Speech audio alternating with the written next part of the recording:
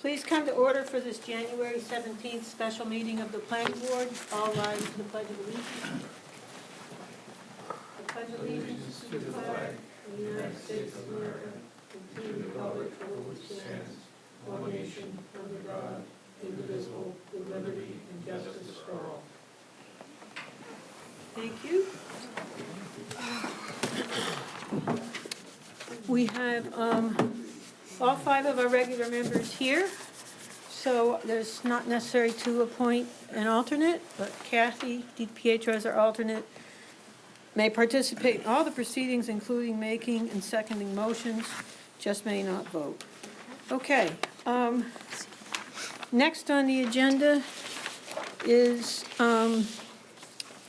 approval of the minutes of January 3rd, 2023. Could I have a motion, please? Moved by Mr. Harden, seconded by, I think, by Mr. Madsen. Any discussion? All in favor, please raise your hand. I didn't attend, but I watched it. May I vote? You can. Okay. 5-0. Okay. Next on the agenda, old business, Camp Woodlands subdivision, Camp Woodlands Road, map 6, lot 40.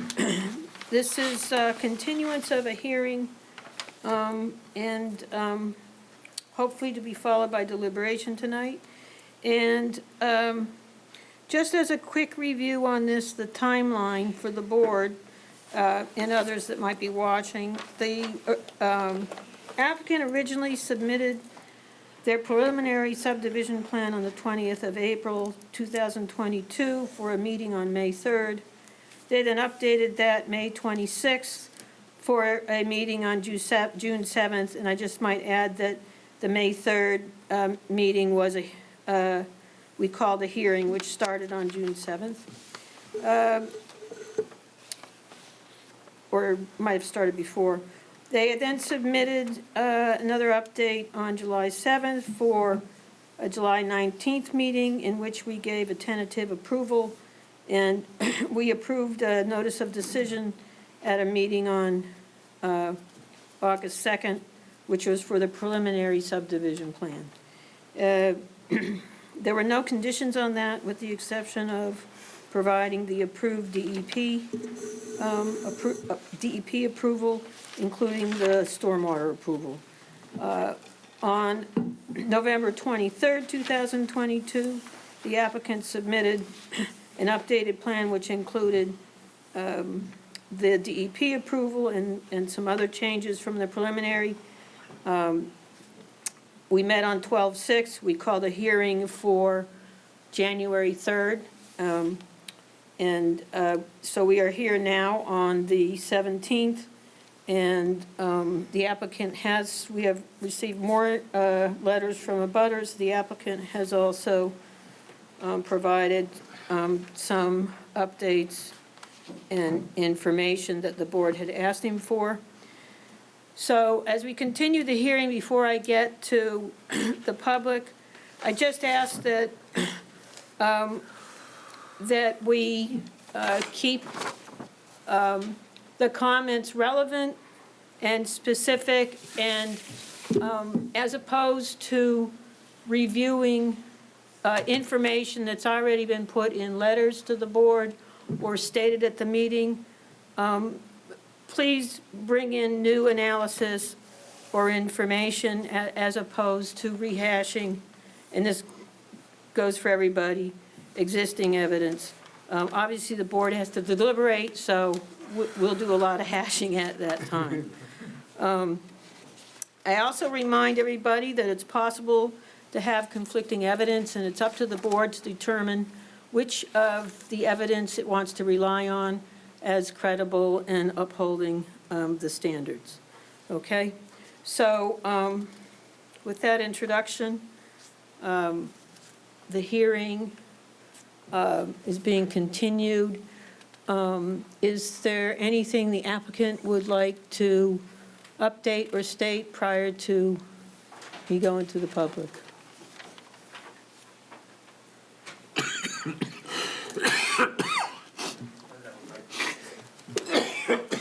Do we, LRTV, can we get a mic? Mic?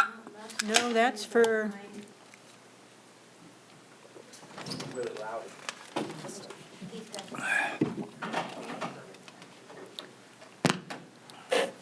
was quick. We're getting good at okay, this. Ask for a Mr. mic and there it is. Tadma Wheelan, the floor is yours. Hi, thanks. Mike Tadema Wieland, civil engineer with Teradyne Consultants. I'm here with Jeff Bowley, and on Zoom, where Ralph Austin is joining us. Ralph is the attorney for the applicant, and if some questions arise that might be more appropriate for him to answer, Ralph may jump in. So, quick update. I submitted a letter on Friday. I apologize for the lateness. We were, as you may have seen, some correspondence going back and forth with the Handrahans, who are the abutters, who have the easement to use the well that's on site. We're going back and forth on a potential agreement for that, and sort of waiting for that to develop, and ultimately submitted on Friday, given that the lateness of, or the upcoming hearing, and unfortunately an agreement hadn't come to fruition at that point. So let me just update you on the couple minor things that we've added to the plan that we talked about, all of which we talked about at the last meeting. And so the well easement that I mentioned earlier, that's been added to the subdivision plan. We're showing the well. It is located within the bounds of Lot 1. It's in the, very close to the road, very close to the Camp Woodlands Lane. And we've added a note regarding that well, essentially referencing the deed in which the easement was granted. So at this point, there hasn't been much movement since the last time we were here 2 weeks ago. The applicant has offered to pay the cost of drilling a new well on the Handrahan's property. It would be a bedrock well. It would be a year-round well, whereas this is a seasonal well. To my knowledge, they haven't accepted that offer yet. We're still hopeful they will. If they don't, the well will stay in its current location, and they'll continue to have rights to use it. There's a possibility that the applicant could move that well. At least he believes that he has the right to move that well. If he does have the ability to move that well, he will, either if he has those rights or if he comes to some sort of agreement with the Handrahans. Regardless, we think that's a private matter, kind of unfortunately out of the hands of the planning board. So again, if the Handrahans agree, the applicant will pay for a new well on their lot and the easement goes away. Option number 2, the well gets moved to a better location but continues to serve the Handrahans. Option number 3, it stays in place and is continued to be used by the Handrahans. And so right now, the plan reflects the current state, essentially. Exactly. Okay. Yep. The second update has to do with O'Meara Lane, and we, as my surveyor was reviewing the subdivision plan, ultimately my surveyor will co-stamp that subdivision plan with me. Me as the engineer of record and him as the surveyor of record. And so he was going back through some of the chain of title, the old deeds, and I asked him to look at O'Meara Lane, and he dug up this deed from 1910, which is when the access easement originates. And it's described, this is a deed from Winslow to King, and it's described as a right-of-way that is 2 rods wide to serve the lots, the abutting lots. 2 rods is 33 feet. It's a survey term. 1 English rod equals 16.5 feet, so 2 rods is 33 feet. The previous plan showed a 30-foot right-of-way, so what we've done is we've increased that to 33 feet, and we've referenced the deed that created that right-of-way. So I know there was some question about whether it was an easement or a right-of-way, and where was it, and well, so we think this deed and this reference clarifies that. It's shown on the plan as described in this deed from 1910, so we think that that issue has been finally put to bed. Hopefully there's clarity around that. Finally, the shorefront common area. Deb, you had specifically asked that we delineate that differently than the open space number 2, which will just remain wooded and will contain a couple of forested buffers. So we've delineated it. Essentially, we've drawn a line from the hammerhead. This is a property line from the corner of the hammerhead over to the subdivision boundary. It's labeled as L50 on the plan, and that L50 sort of completes the boundary of the shorefront common area, and that's 2.1 acres. Where is L50 located again? Up here, on the top left of. Oh, okay, I got There it. we go. There, Yeah, I right see there. it. There we Yep. are, yeah. Thank you. So prior to adding L50, that shorefront common area was contiguous with the area up, I guess, to the north and up all the way up to the Handrahan's common property line. So those two have been separated to delineate that shorefront common area separately. And again, it's 2.1 acres in size, which exceeds the minimum 2-acre requirement in the ordinance. Finally, there was a question about the lodge, the proposed lodge. It's been called the clubhouse, a lodge, that's located in the shorefront common area, and where that would fall within the schedule of uses in both the Lakeside Neighborhood District and in the Shoreland Zone. And in the letter, I've pretty clearly made our argument that it's an accessory use. It's there for the residential lots.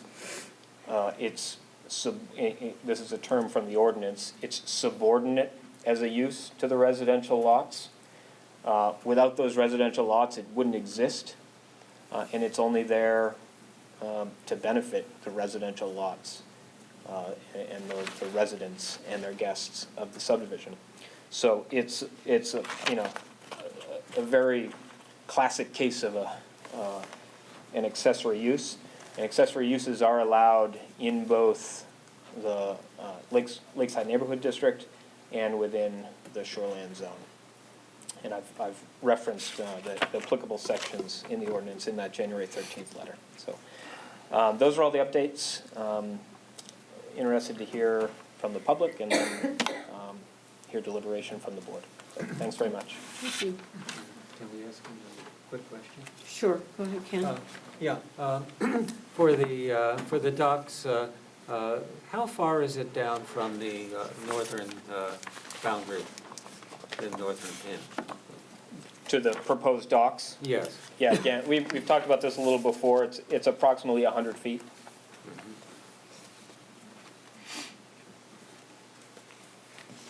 And am I correct that, didn't you mention at one time that the water gets more shallow as you go south along the shorefront? I don't know that. I thought I heard that. I don't I'm know sorry. about that, Ken. All right. Any other clarifying questions? The board will be able to ask more questions, obviously, so. If not, let's go to the public. Don't see, and unless the chief has something to say, no? Okay? Well, Andrew Haynes. So, if you could unmute people as makes sense, please say your name and address.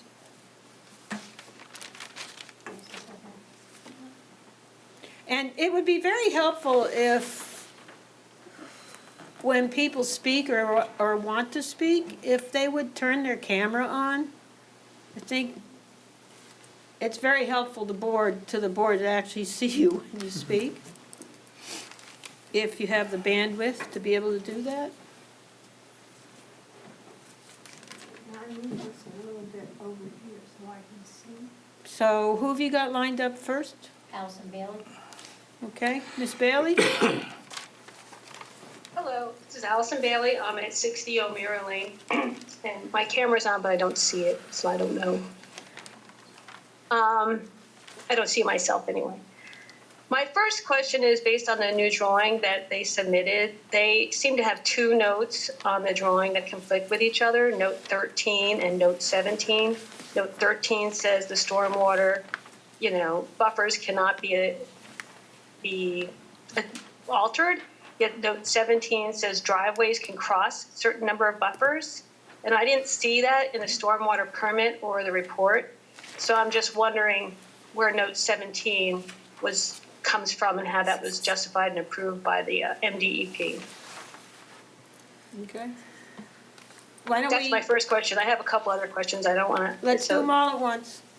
One all at once? Okay. Yep. Note 14, the wording on this one is about O'Meara Lane, and it's a little bit confusing to me. It says fee ownership, FEE, seeming would be transferred over for possible rights of usage. It just seemed a little vague. I don't understand the fee ownership and possible rights, what that means.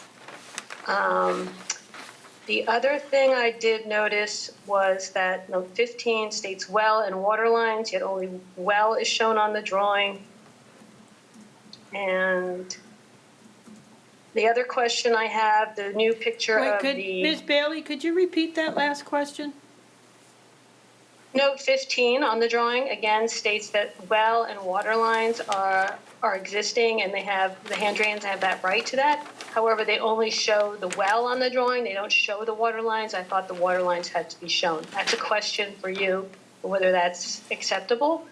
And then the other thing is in the picture of the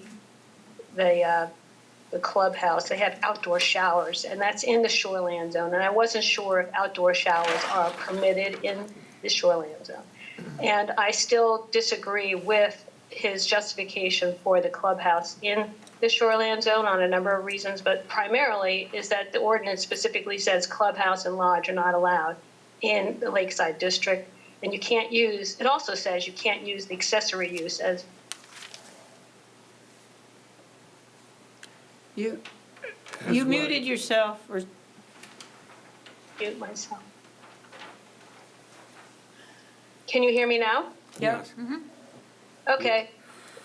The last comment got cut off. What did you hear? It was something you were starting to talk about. the primary use of the shoreland common area is within the shoreland zone, and whether the clubhouse and lodge can be approved in the subland. I'm thinking that the common area is the primary use of the shorefront or the shoreland zone.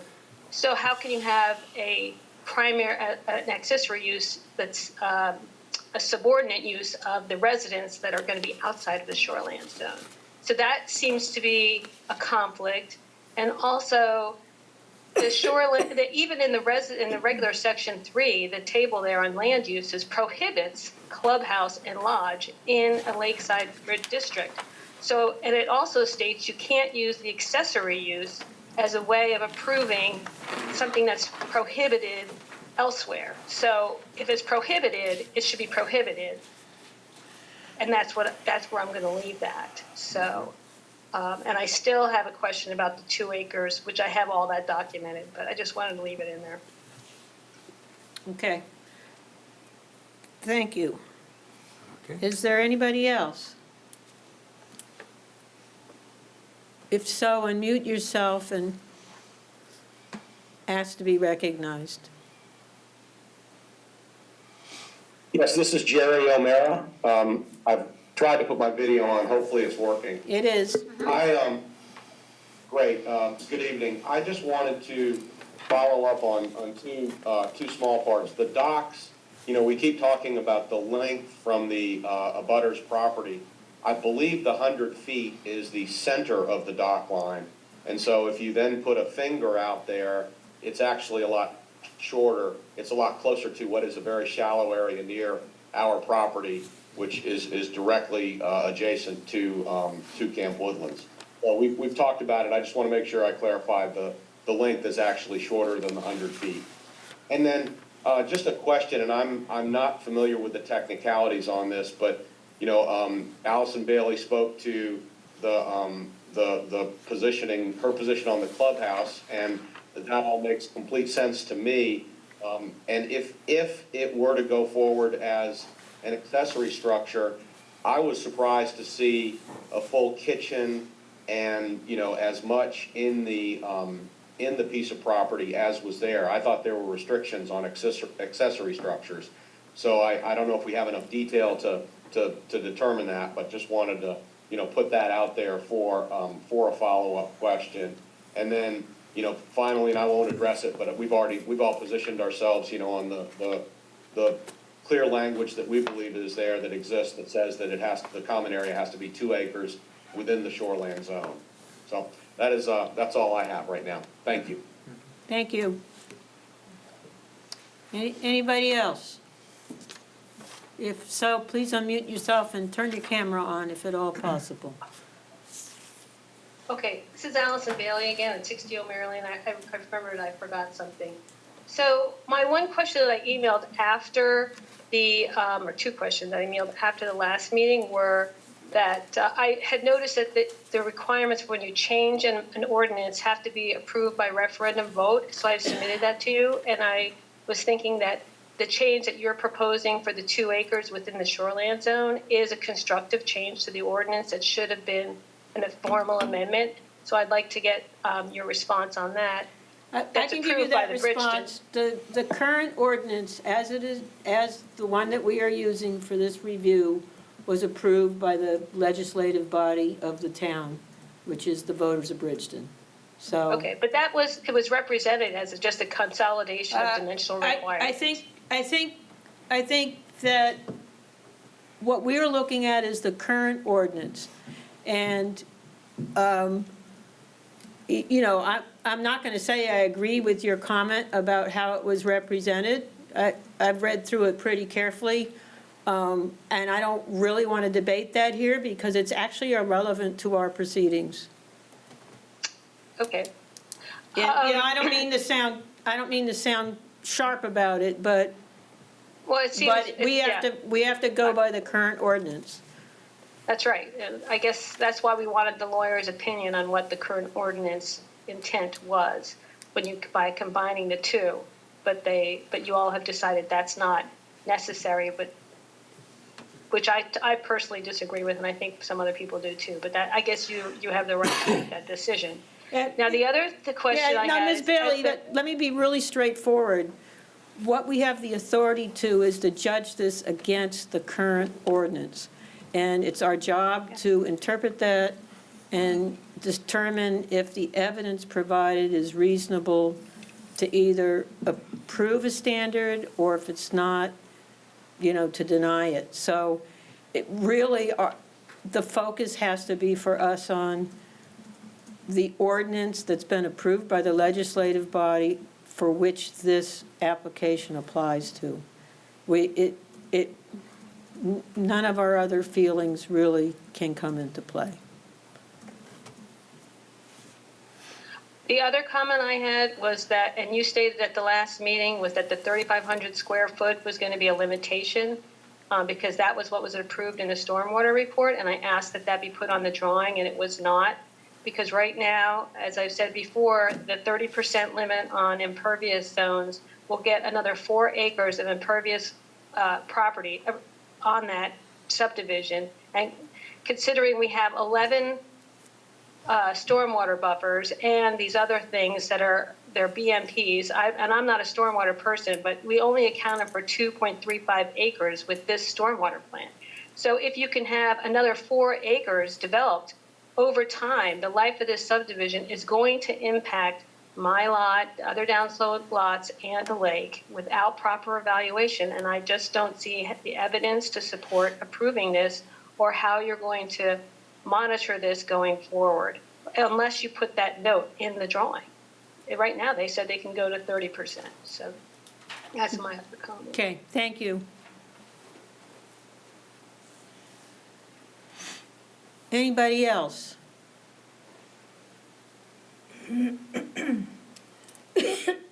Okay, let's go to the board.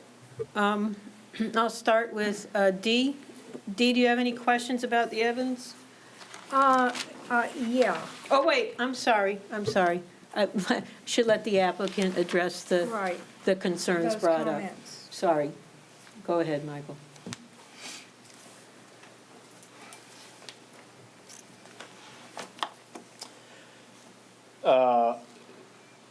Yeah, a lot of things that we've discussed before. I'll hit, there was a couple, at least one new comment from Ms. Bailey regarding note 17, I believe, which talks about the stormwater buffers. Where's my plan? Boston's Drive. On lots. Sorry.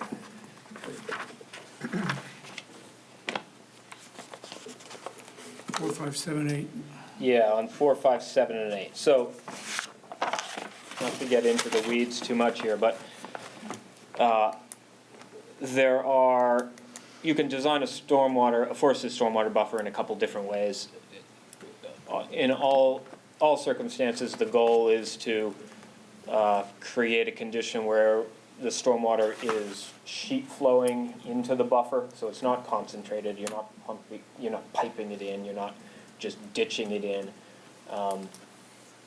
And to do that, you can do that a couple different ways. You can do that with a level spreader, which essentially is like a riprap structure that the water bleeds through and turns it into sheet flow.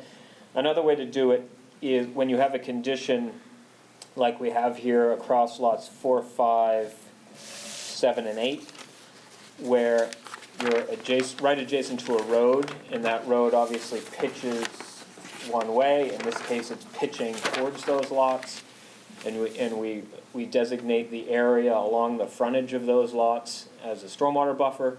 So there's a deed restriction that says it's got to stay forested and it's got to be marked on the ground, and forever that will be a stormwater buffer. Of course, those lots will all need access, and access will come from Camp Loop Lane, so you've got to punch a driveway through that buffer. So the buffer on all those lots, well, not with lot 8, but with lot 4, 5, 7, and at least half of 8 is encompassed by that stormwater buffer, or those stormwater buffers. So what we've done is, in the calculations, when we do stormwater calculations, we look at tributary areas. So this area of developed area, in this case, this length of Camp Loop Lane is going to this buffer. So therefore, we consider it the stormwater runoff treated, if you will. It's removing sediment and the pollutants associated with sediment by filtering through the wooded buffer there. Well, for those lots, or for that stretch of Camp Loop Lane, we've excluded 20 feet for each lot in our stormwater calculations. So the entirety of that strip of road, we consider it treated, with the exception of 80 linear feet for which there will be a driveway on each lot. So it is included in the stormwater calculations, and there's an associated note on the plan stating such. The reason why we didn't show a break in that stormwater buffer is because we don't know where the driveway is going to be. So what we say is there can be a driveway, but the break in the stormwater buffer is limited to 20 feet in width. And is that a standard that DEP puts forward? How do you come up with that, I guess? Well, again, so if you've got a length of road and it's sheeting into a stormwater buffer, that area of road is considered to be treated by the buffer. And so the area, if there's an area adjacent to the road that is not maintained as a stormwater buffer, it's not treated. So it's a common way we deal with this type of buffer when you have lots adjacent to a road like that and you're going to have a driveway. So it's this kind of a typical protocol for this type of buffer. It's in the stormwater report. It was in all the calculations, reviewed by DEP. Okay, so that was included? Yeah. Okay, thank you. And I see Ms. DiPietro nodding again, so. There was a question about note 14, and I will agree. Note 14 sounds like it was written by a lawyer. It was actually written by my surveyor. And so it says, fee ownership of the 33-foot strip of land known as O'Meara Lane is to be transferred, deeded. Yeah. I got the, By the developer to the Camp Woodlands Owners Association upon creation of the association.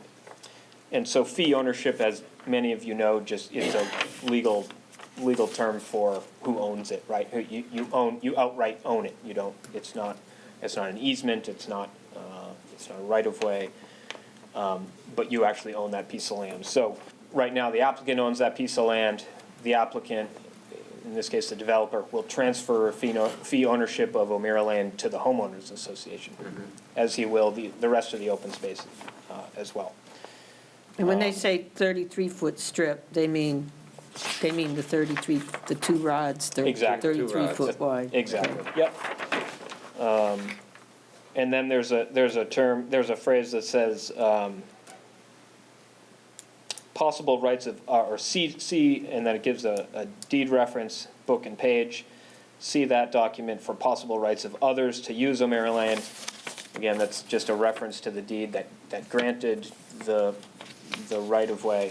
The fact that it says possible rights just means that my surveyor isn't attesting to any of those rights. He's just saying, here's the deed reference where that was created.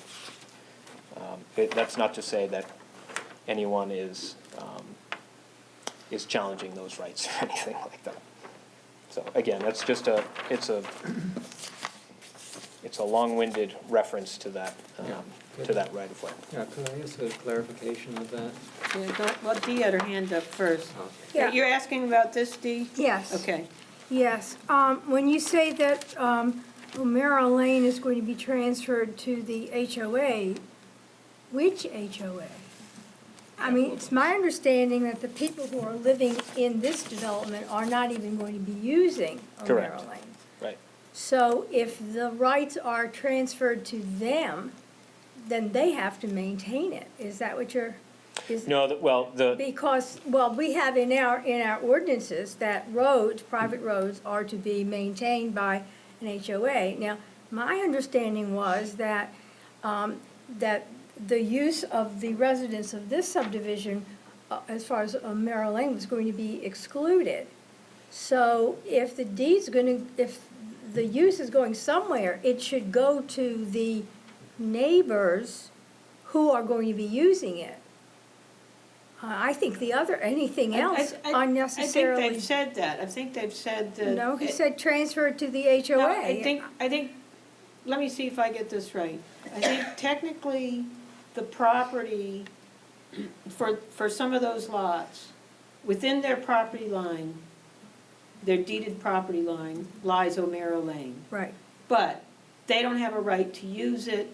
Only the folks, the 6, 7 houses off of which use O'Meara Lane have a right to use it, and they have an easement to use it. Yes. Is that correct, what I just said? Yeah, yes. But And I'm saying that if you, then say you're deeding or that property is going to be included on each lot. But if you're going to be giving it to the HOA, then you are, as far as I'm concerned, you're obligating your HOA to maintain that.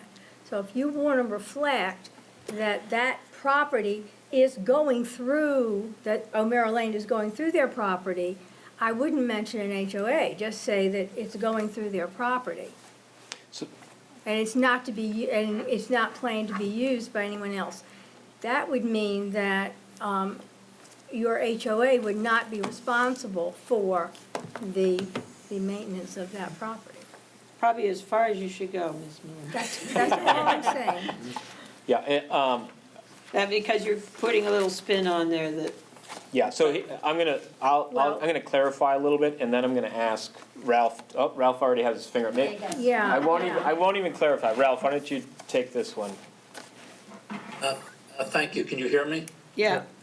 Yeah. For the record, Ralph Austin, I represent the developer on this project, Jeff Bally and his company.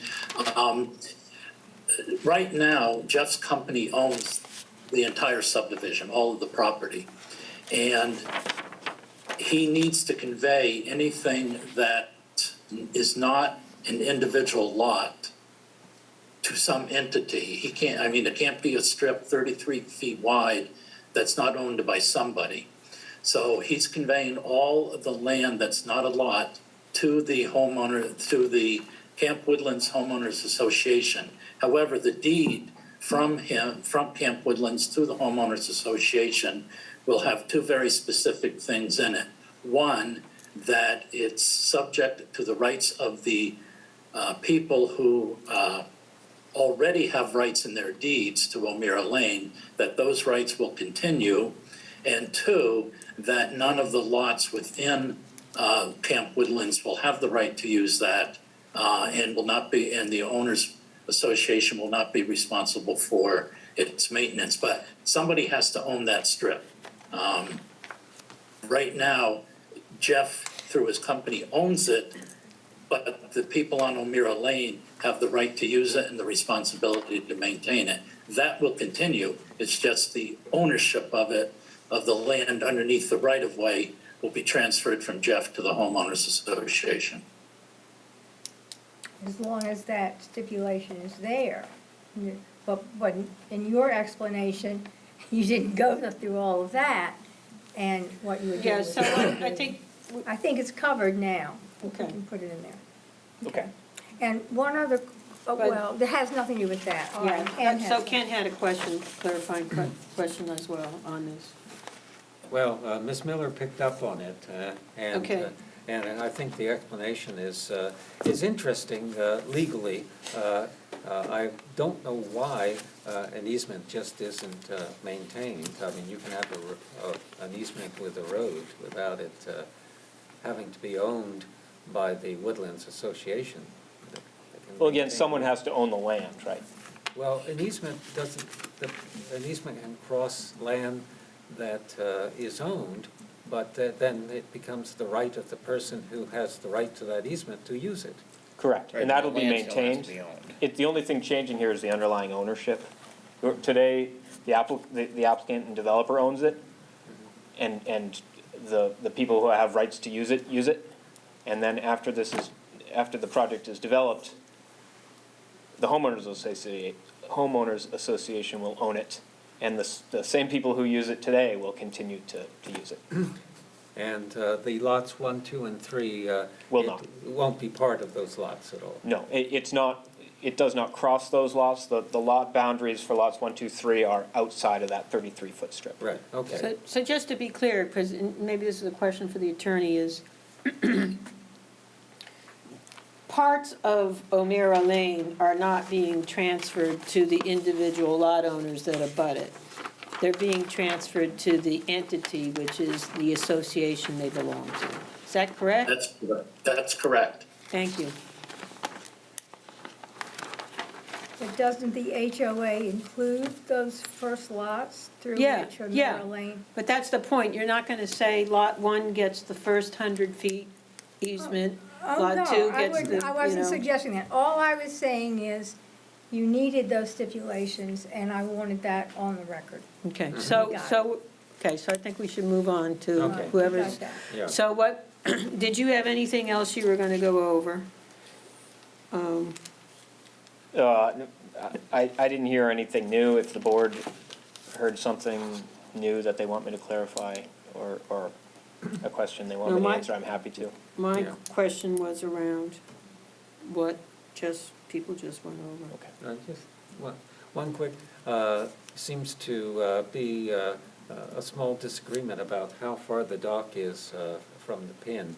You say 100, and somebody said, no, it's not. Is it 100?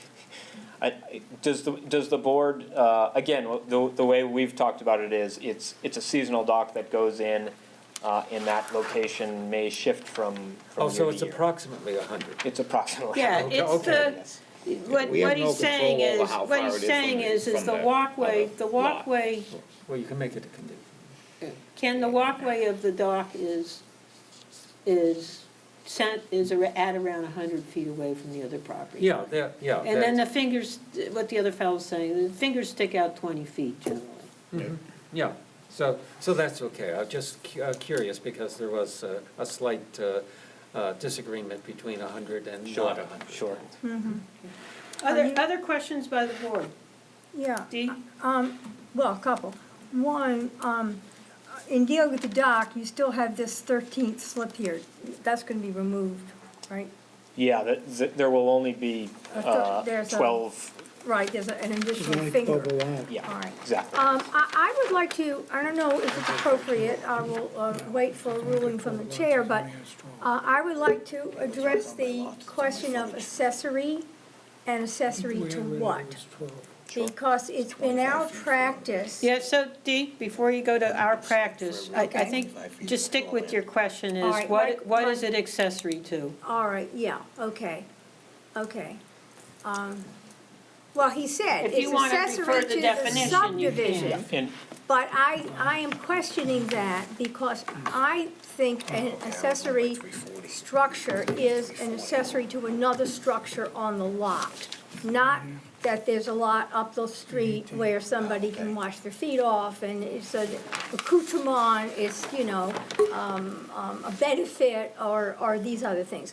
When we look at accessory, we're looking at something very specific. sure. And I do not think that this clubhouse. Careful not to deliberate, so I'm not your deliberating, question I'm to him saying is. I do not think that you have the proper definition because it is not accessory to anything on this lot. Okay, so but that is a conclusion, so Well- so Dee, let him just answer the question. Okay. What is it, what is? My brain does make conclusions, I'm Yeah. sorry about that. Yeah, I know, but we gotta save him for a little while. Duh. So. All right, duh, That's good, Dee, okay? got it. So what is the structure accessory to? Sure, and I think I've done my best to explain it. I know Ralph, again, will be able to probably do a better job than I can, because, we're getting into legal terms and ordinances. So I'm gonna ask Ralph again to weigh in on this. Getting close to deliberation. Yeah, just all I wanna know is their explanation for, what their rationale for calling it an accessory use and accessory structure. That's pretty much it. So when I look at the ordinance and it talks about accessory structure or use, you are correct that it says on the lot. But in this case, when we're dealing with the subdivision, the lot is the entire property. And and I think clubhouse is probably a misleading term to use, and I'll get to that in a second. But this building is going to be common use for all of the lots in the subdivision. And that ties in with the subdivision part of your zoning or your land use ordinance, which talks about and kind of implies that you'd like to see areas reserved for recreational purposes for the entire subdivision. It talks about all lots having access to it, certain other requirements. So, this building that's going to be for the common use of all the residents is not that unsimilar to a playground, which would be considered a common use, and have structures within it, or a swimming pool, which is a structure. This is just an area for the residents of that subdivision to congregate. The reason I have a problem with calling it a clubhouse is when you look at the definition of function hall, lodge, and clubhouse, to me, the gist behind that, or the implication behind that, is that it's a primary use, and it's probably for use for the public to come in and have a wedding or a banquet or a party or other reception. This is not open to members of the public. It's limited to the use of the lots in that subdivision. And again, my reading is it's accessory to the residential use of that property. Well, that's. Okay, other questions? Kathy? Yeah, I just have an off-the-wall question. Do you have any idea what the capacity of that existing well is? We don't. Jeff, do you have a sense? No. No.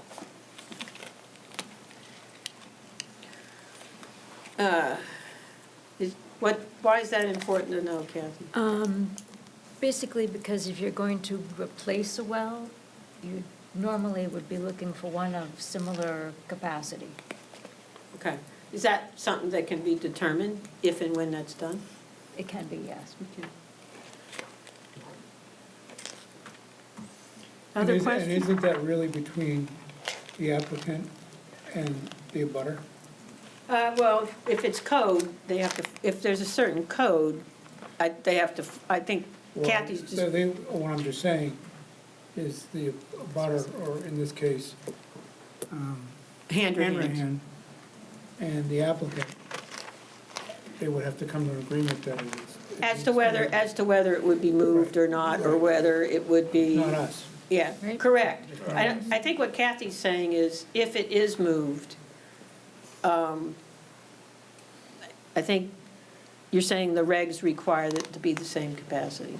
Right, I think what she's getting at is, let's say the current well, and you can correct me if I'm wrong, Kathy, is if the current well is producing 6 gallons a minute, and you drill a new well over here and it's only putting out 4 gallons a minute, you want to have the capacity that the existing one did for whatever the house may require at the time. Right, so I think. But I think again, that- that's between. I think that That's would be between between the them. owners. It's between them, that's what I'm trying to get at. Yeah, but Right. I needed to hear, listening to Dan help me out there. So for the record, Jeff Powley, the applicant, for clarity, to your point, it's important to note that the easement makes specific reference to water rights. So the well is not owned by the Handrahans. They have rights to take water from the well. Currently, the applicant property owns the well. So the applicant, I, also have the have the ability to take water from that well as well. So, I just wanted to clarify Yeah. that point. Other questions? Ralph, do you have any questions? No, I don't. Dan? I'm good. Ken? I think the stormwater thing was okay. The DEP approved. DEP approved the plan, yes. Yeah, so we're okay. And, but, so, I'm whoops, sorry. the only thing that changed, I can weigh in here. just I to know be you can. clear, I mean, does DEP have this plan, or will they have it? Yes. Okay. And the only thing really that changed on here was, and correct me if I'm wrong, is the line denoting the common area. And then O'Meara Lane is 3 feet wider. Correct, and a couple notes, Okay, and yes, and the well, we're now showing the well on the subdivision plan. Originally it showed on the existing condition plan that was submitted, so it was shown on some of the plans, but we've added it to the subdivision plan. Yeah, I just have one question. Looking at the plans, only lots 7 and 8 have to have a driveway cut through the buffer. Why aren't lots 4 and 5, why don't the driveways come in from Camp Woodlands Lane? Because of given the elevation of the slope, how it slopes down there, it's favorable to come in high and develop the high side of those lots, as opposed to coming in low and coming up. Well, the driveway is either you have to go up or you go down.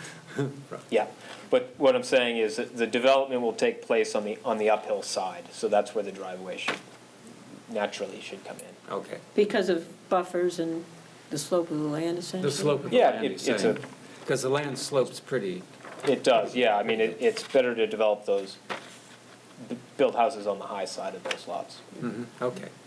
And there was some question at one point to grade here, on how steep the grades were.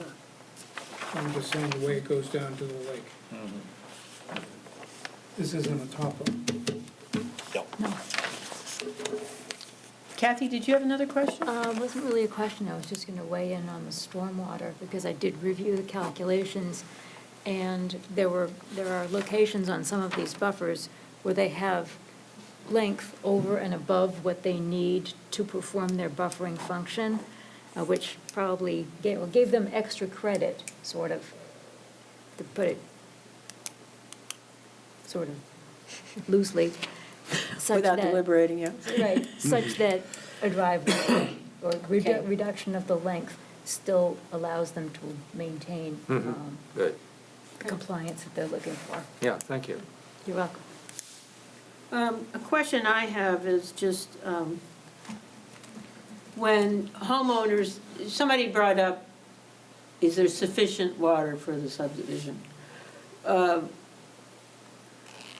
I assume when people buy the lots, they're gonna drill for a well, correct? Correct. Is there any evidence to the contrary or for and concerning whether there be an issue with drilling wells? That there wouldn't be any water there? I don't think, to my knowledge, the wells on site are, well, I think they're overburden wells, or, I don't think they're drilled into the bedrock. From what I understand, they produce ample water. New wells will be drilled into bedrock, and to my knowledge, there's ample water. There's a lot you can do when you're drilling a well. It's very unusual that you can't supply enough water for a single-family home. You go deep enough, Exactly. you'll get it. Okay.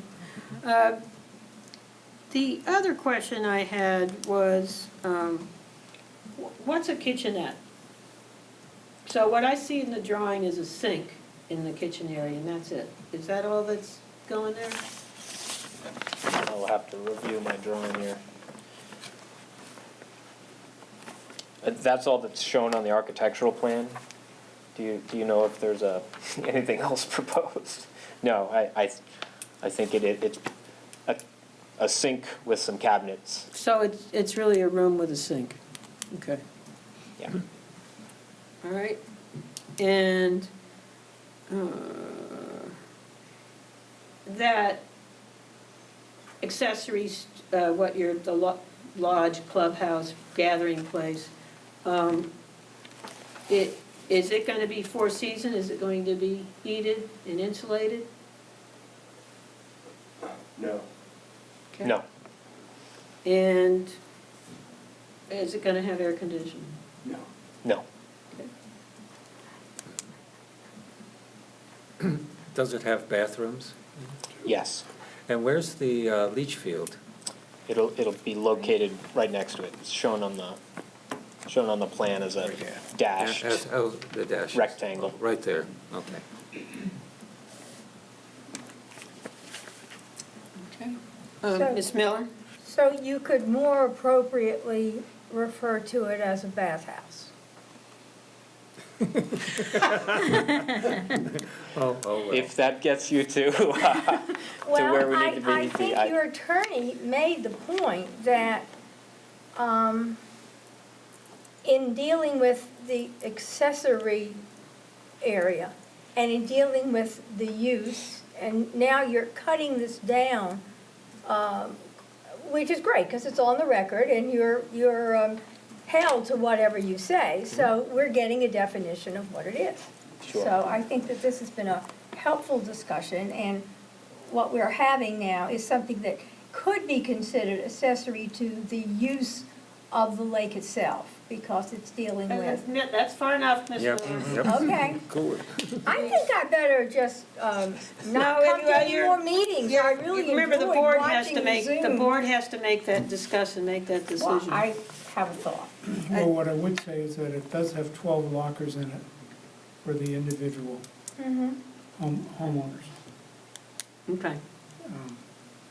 So it's designed as an accessory use for them for storage. Yeah, and I may have made the mistake of labeling it as the clubhouse on an early set of plans, and that stuck, and if that has a definition that, Well, it apparently is a tight definition that we're dealing yes. with. And I think you stated, or at least, or Mr. Bowley stated in one of the earlier meetings, that the intention was not to use it for events like weddings. absolutely, And those sorts of things, correct? that's correct. Okay. But, It's a place for the residents of the subdivision to sit next to the but fireplace. what or- would you or- say if a resident didn't have a wedding event there, but decided to set up a bunch of chairs on the common area and maybe 50 chairs, and people go out on the dock and say their vows there? Yeah, Would you say that? we I'm can't asking you. restrict You think that's allowed? I'm gonna defer to the applicant. Yeah, sure, thank I you. think it is. And I just, I don't. I know, yeah, just- listen, I completely 110% understand your point. It's a good one. And right before you opened your mouth and said it, I was thinking, well, what do you define a wedding as? Yeah. And technically, a wedding could be 3 people, Correct. or maybe even less than that. It has to be two. Huh? Well, if you need somebody to officiate, I mean, so you're starting to get into, what are the point of the building is for it to, is not to hold events, just hard stop. This is not for, 100 people to line up on that lawn and have a hoedown. So, that is, specifically, what it's for. I'm not gonna get into specific instances of, number of people and whatnot, but that is, Yeah, I I think think for all of the people that would eventually own lots, it would be in everybody's interest, especially those that would own, lot 6 and lot 7, that they're not, going to be living directly adjacent to an event center, and so that's we're pretty clear on that. And was there anything about those sort of general restrictions in the restrictive covenants? I guess the other question asked is, would you be opposed to general, I apologize. something similar to what you just said? I'm not opposed to that at all. If it's not already in there, 'cause I thought I It had might be, I language to just that can't extent. remember. If it isn't, I'll, certainly happy to put it in.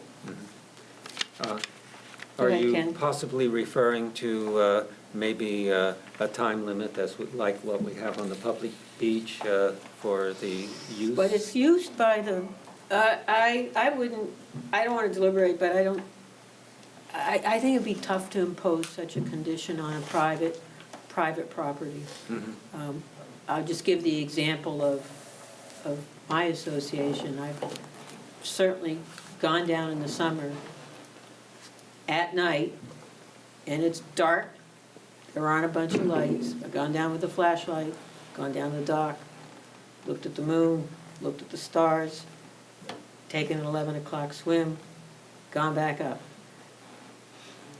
Common sense says, you don't make so much noise and flash lights around that your neighbors are gonna call the cops. Yeah, that, Ms. Miller? I'm not asking you about your swim, I but, know, I diverted. no, but I think it's reasonable to, the homeowners association is going to meet, and if there are problems, I think they'll address those problems, the specific problems. So I think that it's reasonable to expect that that will be Okay, addressed internally. I have one more question, but before I do, do any board members have any questions or Yeah. comments? The attorney was. Oh, I'm sorry, go ahead, Mr. Well, thank you, and I think the last board member who spoke probably Ralph pretty much Foster. did what I was going to say, but that the common area isn't kind of like a Wild West area where any lot owner can do whatever they want. It is governed by, first, the restrictive covenants, but also the board of directors of the association will set rules as to what can happen and who can use it and when. So there will be some control over what happens there.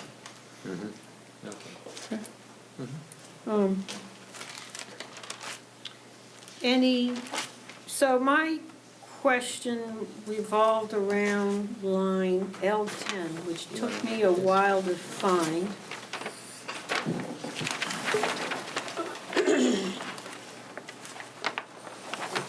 Michael, if you want to come up here, I'll show you where it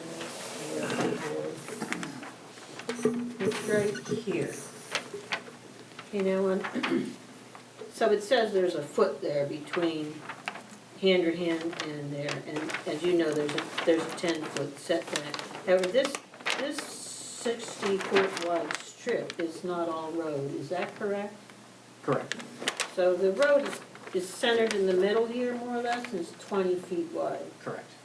And what's on either side of that road? Drainage ditches? Yes, I can show you a cross-section, which is in the drawing. I think I saw it, I just wanted to be sure So I was yes, correct. let me, I don't want to misspeak on So the, my question revolves around, does that little corner meet the 10-foot setback as in your interpretation of the ordinance? Or why does it meet it? what setback are you referring to? So A building setback? the common setback line, which is 10 feet. Which is a building setback. It's a structure setback. in the road. So the road is a structure. Looking at it, I believe the road to be a solid 20 feet away from there. Understood. So yes, so the road is, has 20 feet of pavement, so two 10-foot lanes. And then outside of that, there's a 4-foot grass shoulder and then a Okay. grass drainage ditch. Okay, thank you. That answered my question. Yeah. And that right-of-way is 50 feet wide. Okay, thank you. All right, any other questions?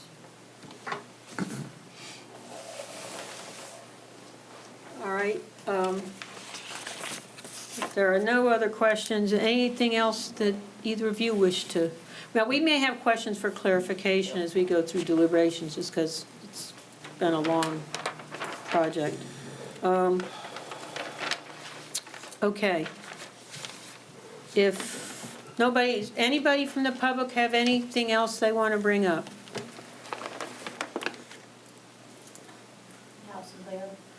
Okay, Ms. Bailey, go ahead. Okay, I just wanted to clarify or ask Mr. Austin something. When you were saying that existing But, Ms. people would Bailey, use- you can't actually ask Mr. Austin. Tell All me right, what well, I'll you ask you want to this. ask him, and I'll let you know if you can ask Okay. him. Mr. Austin said that currently the people who use the road are responsible for maintenance, and I would say that we've done maintenance on it, but I don't think that we are required to maintain the road, and to pass it on that we are required to maintain the road.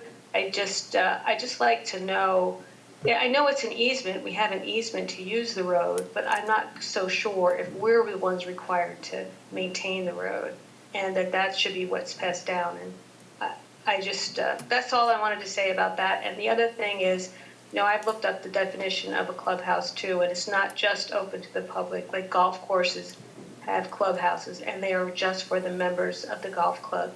So it's for little communities like this. You can have a little clubhouse that have, I've seen subdivisions near me that have a little clubhouse for meetings and social events. So I guess it all depends on what you think this club, I mean, they're calling it a clubhouse, they've been consistent that it's for the use of these people, for the residents, and I'm just wanting to say that.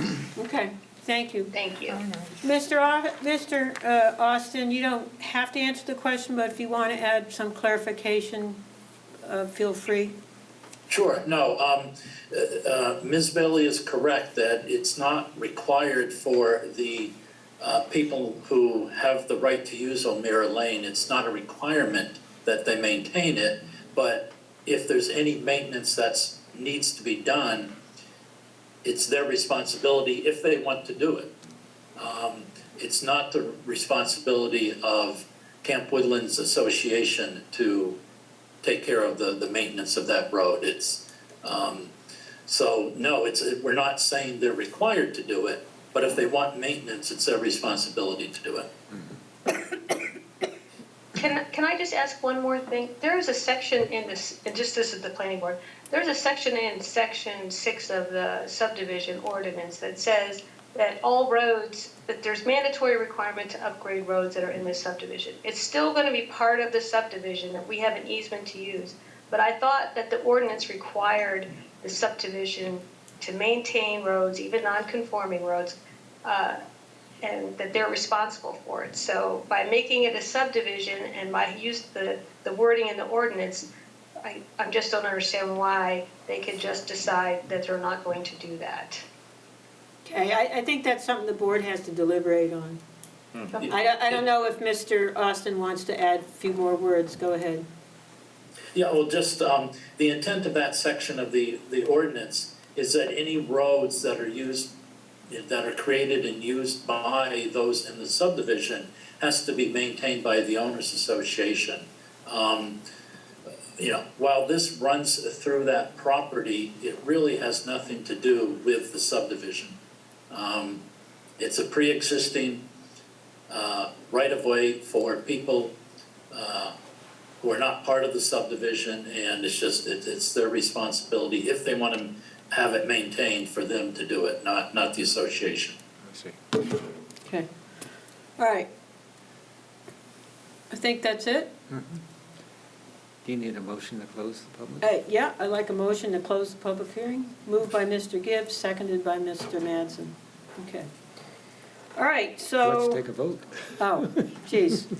Discussion. There's something Any about discussion? voting these days with me. Any discussion? We've heard enough about voting for a lifetime. Seeing none, all in favor? 5-0. Thanks, Ken. All right. I do want you to vote. Don't take it the wrong way. Okay, so let's start with, and a reminder that we should be using the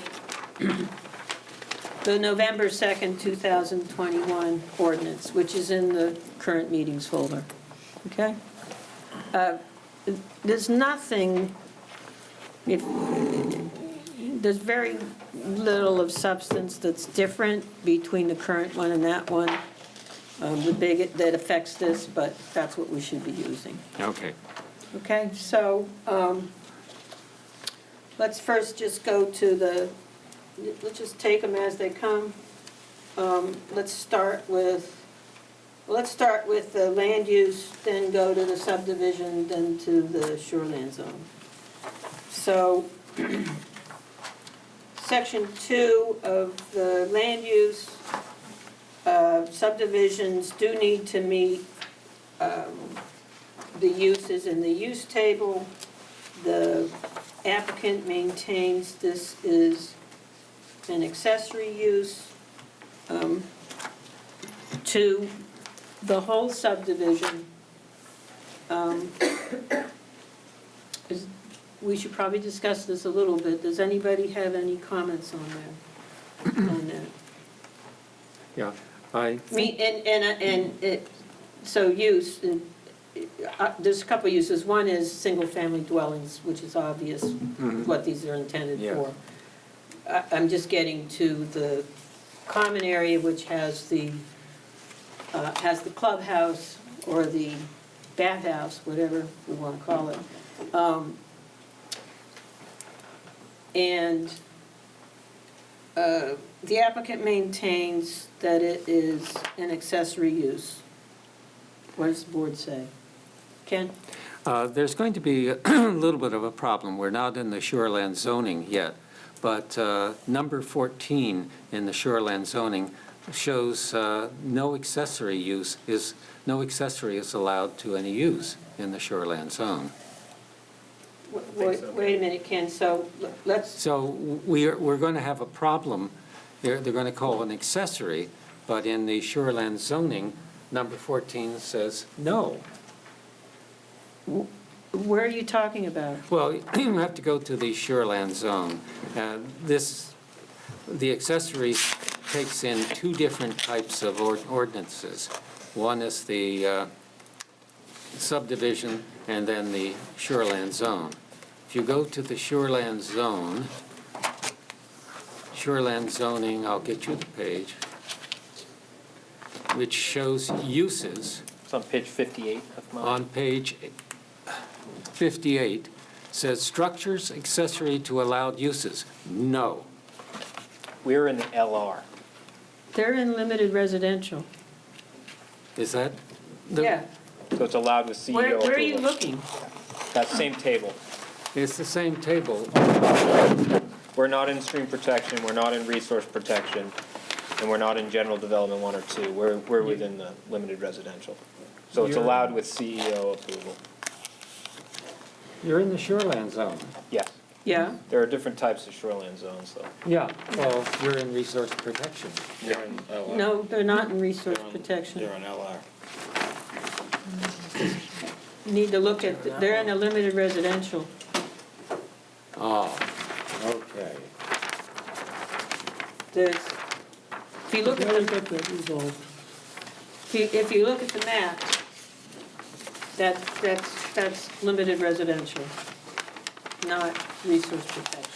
Resource protection would be around significant wetlands and those sorts of things. Well, it's shoreland zone that's 250 feet back. Correct? Mhm. So, it's in a limited residential district, and it's allowed as an accessory use. So I'm not sure. Now you've got me confused. Yeah, Shoreland The zone, the subdivision- shoreland zone is 250 feet from a great pond, right? So Right. Okay, so, but there are districts within the shoreland, that's the overlay, there are districts within that. The use table only refers to those districts. It does not refer to the general shoreland zone outside of those districts. There are setbacks and other things that have always been there that count within the shoreland zone, like the 112 feet. But in terms of the use chart, that use chart is only for specific districts and always has been. Ms. Miller? So are we talking about the clubhouse/bathhouse? Yes. Yes. Is it within 112 feet of the water? It's beyond 112 feet of the water. All right, Yeah. if it's not within 112 feet of the water, then it seems to me that's the constant throughout every zone. Yeah, but if So then you go to the specifics for each. Right, but if it were in, well, not exactly, because if it were in the stream protection district, it would be 75 feet. And there would be Right. things that would, there'd be a lot more that wouldn't be allowed. Right, but there's So- no stream, we're talking here about a lake, Yeah, so you have the general thing of the structures, where they can go, once you determine that the use is allowed.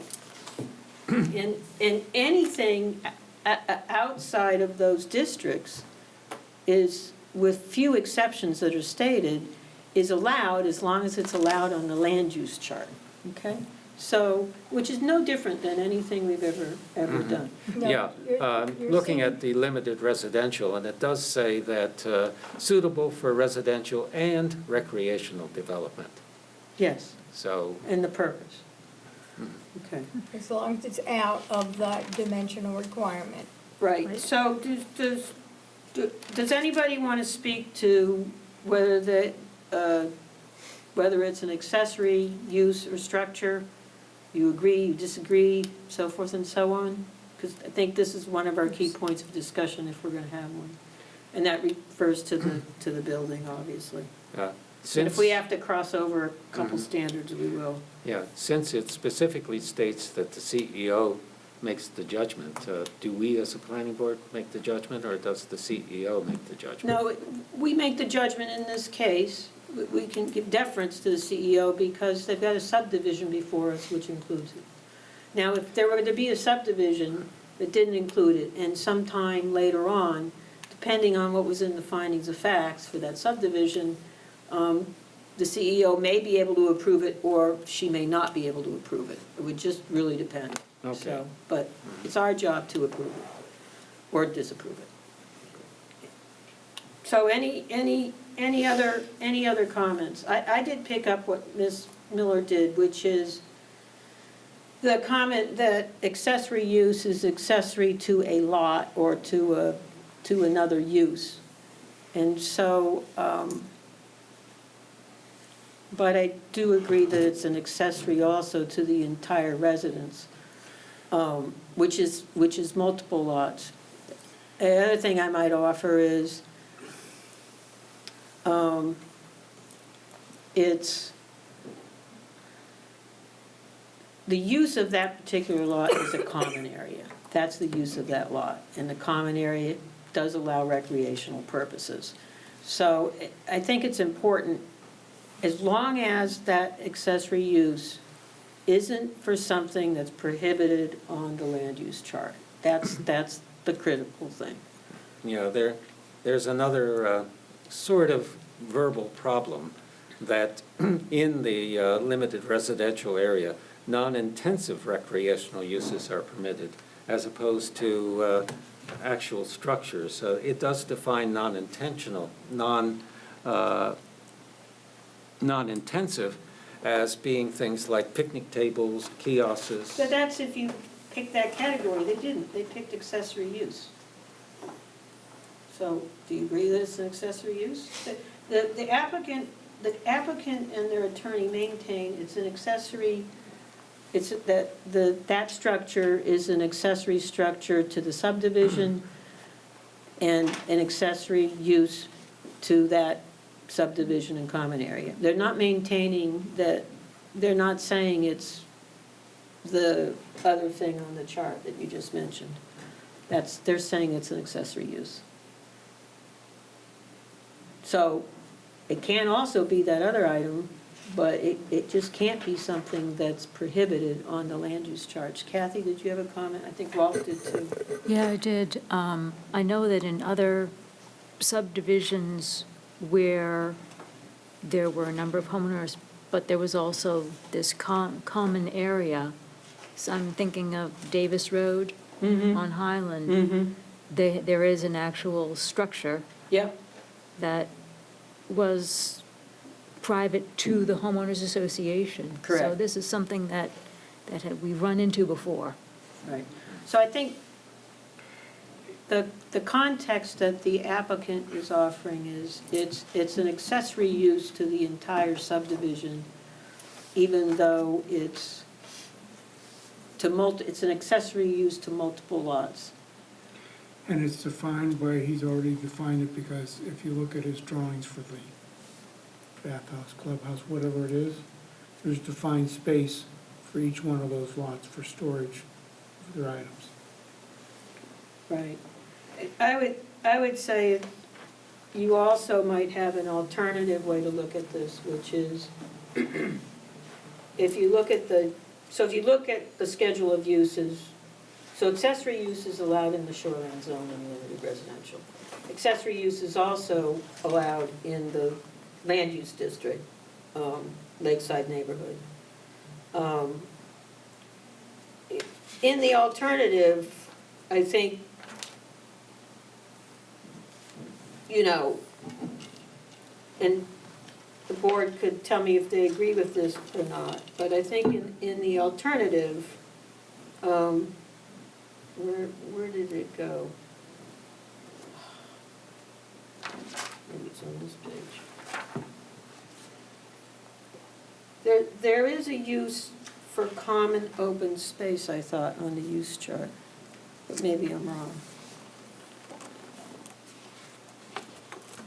But if you consider it the common area subset of the common open space for that area, which I think you can, you will find that as long as you don't do something that's not allowed in the uses, it's okay to have.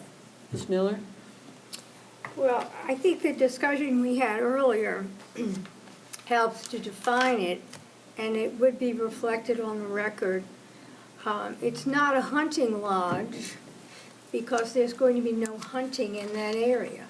It is an area, a building that is specifically dedicated to the frolicking in the lake type of recreation. The only thing that I would say is that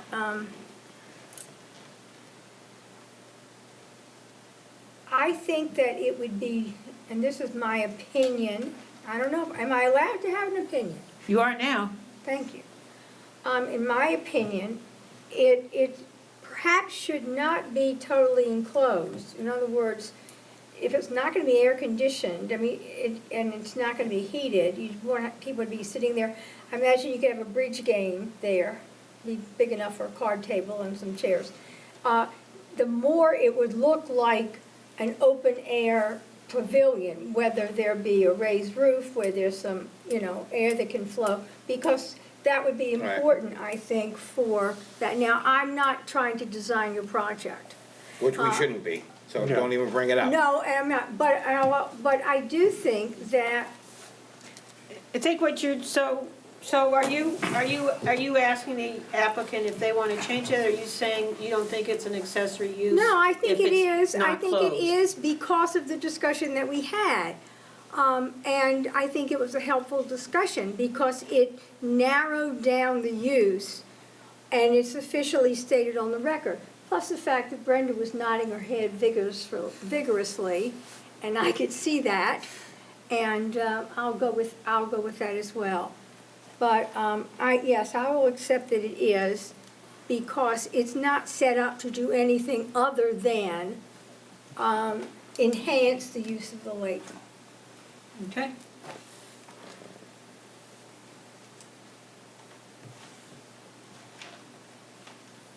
All right, and I'd suggest that there is a condition here that says it can't be used as a function hall or clubhouse or whatever.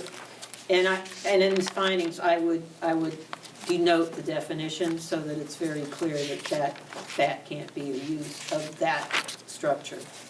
I think we're gonna have to be very careful how we word that. I Well, mean, now wait a minute. you say a function, I go down there, I'm an owner of lot 7, and I have 22 of my family members up for a weekend, and we go down there, and Cookout. we're having a cookout. That's a function. So now I can't have a cookout with my family? Actually, I'm gonna stand corrected, because it actually is for private use, and I'll state that in the, if I have to. in the Yeah, conditions. that's what I'm saying, we just gotta be careful with the wording, that we put it as private use of the homeowners association, Yeah. because, I take I your mean, point. if you have all 12. I take your point, Dan. Yeah. You might want to. And I think those functions, I'd have to look at the definition, but I think the implication is those are places that somebody makes money from Yeah. in that hall. Mm. You know, like, Your definition doesn't define it that way.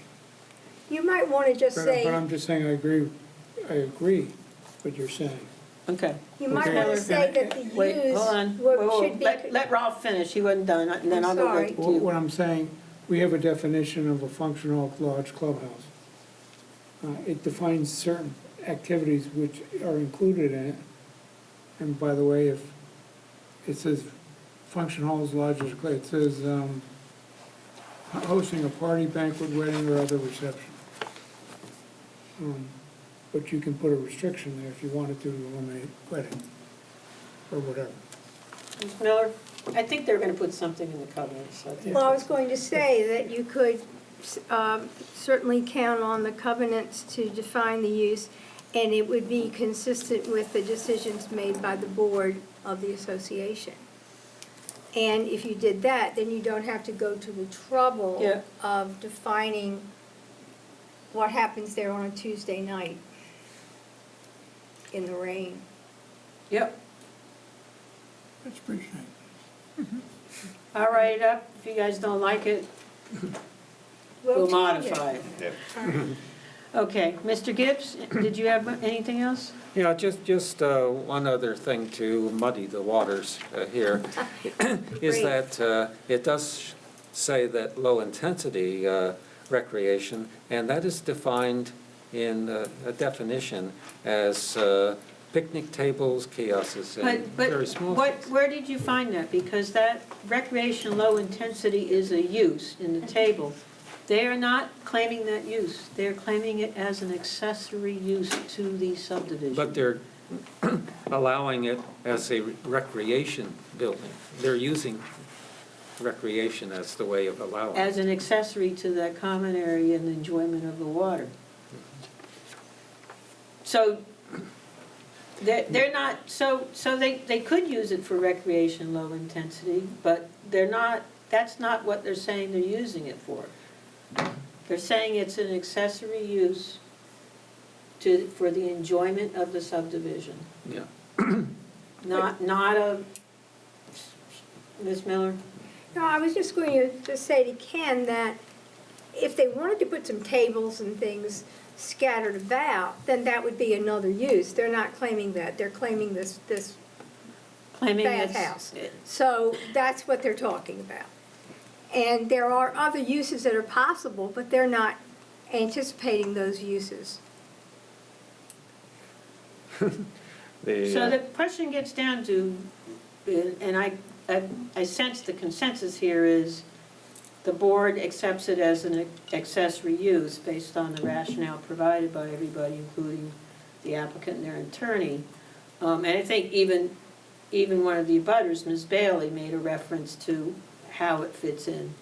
So either you agree it's an accessory use, Ken, or you don't. That doesn't preclude other uses.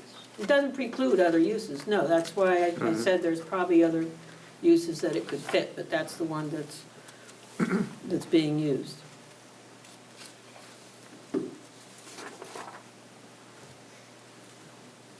I sense we're ready to move on unless. We're ready to move on. Okay, all right, so let's actually go to the next, instead of, and then I'll go back through everything one by one.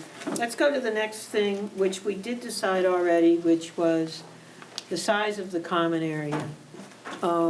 We decided in a preliminary plan that the common area is not required to be 2 acres completely within the shoreland zone. And I would maintain that that's still the case. And for a couple of reasons. One is, and just, I'm going to ignore the DEP response for right now. There's nothing in the prior shoreland zoning ordinance, and there's nothing in this ordinance that says that the common area must be entirely within the shoreland zone. And certainly, although we don't set precedent, this board has consistently looked at it as if there's a portion of that lot in the shoreland zone, then that lot, the entire lot, which says common area lot, must be 2 acres, and this is 2.1. So, you can also accept the DEP one as rationale as well, but even if, for me, even if I didn't have that, it says if it's within the shoreland zone, it has to be 2 acres. Yeah. The old one says that when it was back and it wasn't consolidated, says a common area lot must be 2 acres.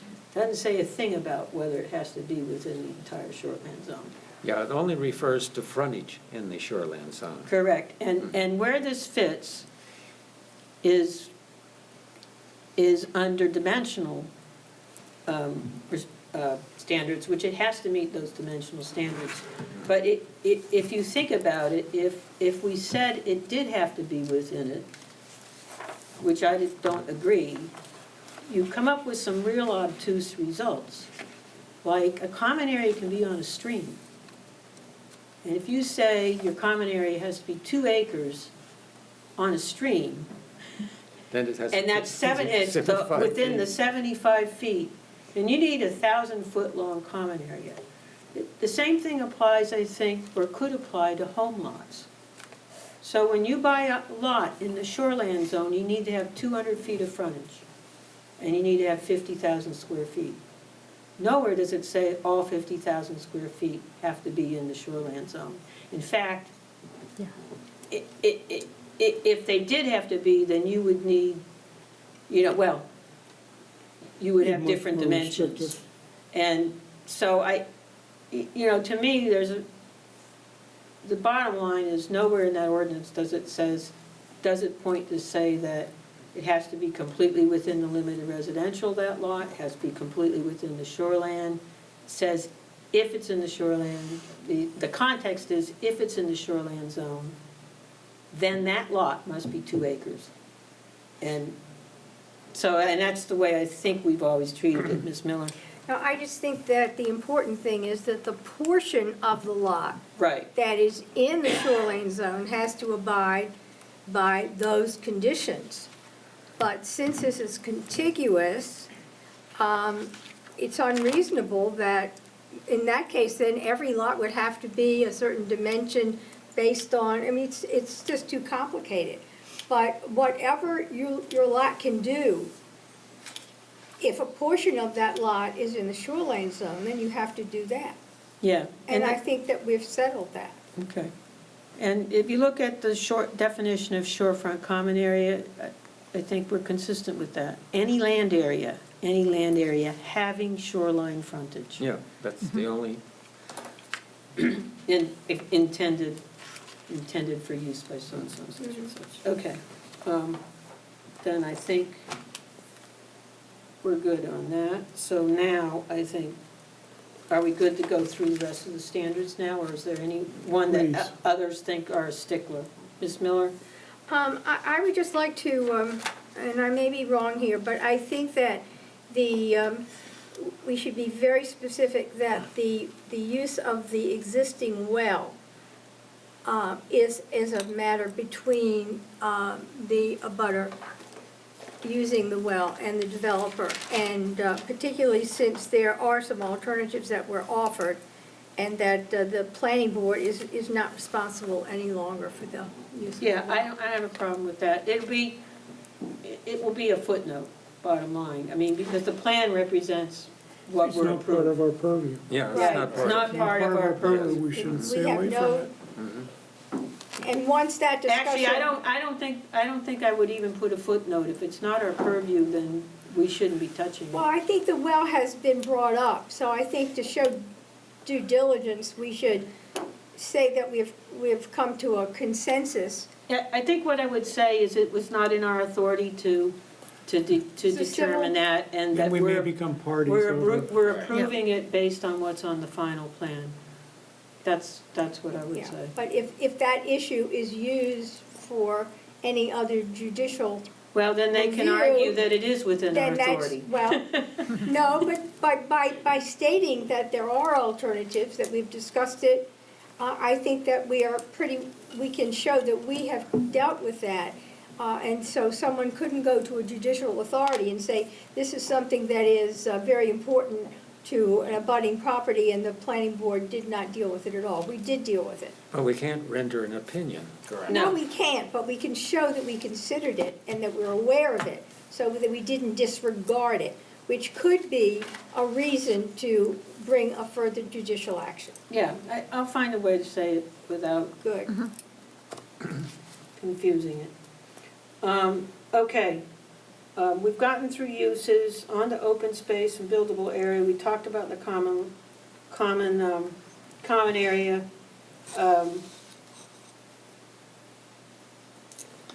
And We've talked about that they've reduced it to 12 lots, because the shoreland is 318, I think is what we said, or the shorefront, okay? we've And addressed the Middle in Lane. terms of lot coverage, just a question, in the common area, the lot coverage is less than 20% with that building and the parking lot and all that, right? Because that would apply. I believe so, looking at it. Yeah. Yep. Ms. Miller? I had in my notes to address the parking lot, there are 4 spaces that are, Can we do it when we get the parking? oh, okay. Okay. All right, that's We fine. won't lose it. All right. I do, just want to make sure that, okay. I did notice that on the map, and now maybe on this one it's been corrected, but it had, the shore front as 340 feet. I think on what we signed, that ought to reflect No, What? I got that confused too, the yellow that down here. shoreline length. Yep, that's that shoreline line, but then they put down here the tie line is the 318.2. Okay, I'll have to refer to it and find it. Yep. The power line is the same as the shorefront, okay, frontage. Okay, Okay. all right, thank you.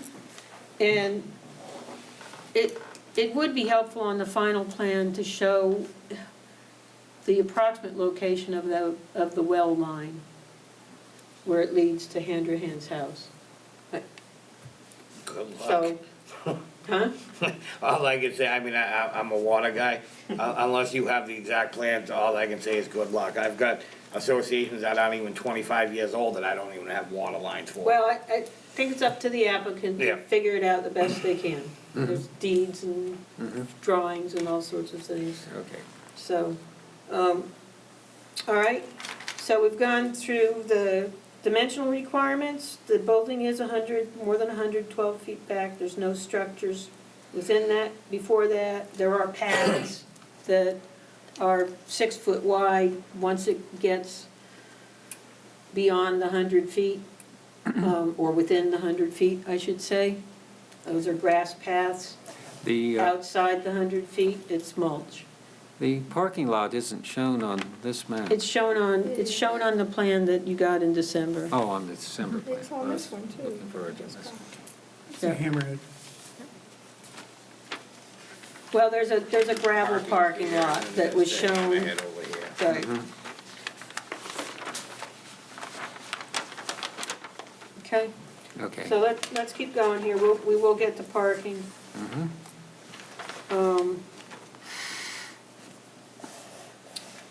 On the shorefront common area, one more thing, it says accommodations for motorized watercraft are limited to 1 watercraft per 25 feet, so, that means, let me finish reading, this limit does not apply to motorized watercraft transient users who remain at the shorefront common area for less than 48 hours, and watercraft with motors less than 10 horsepower.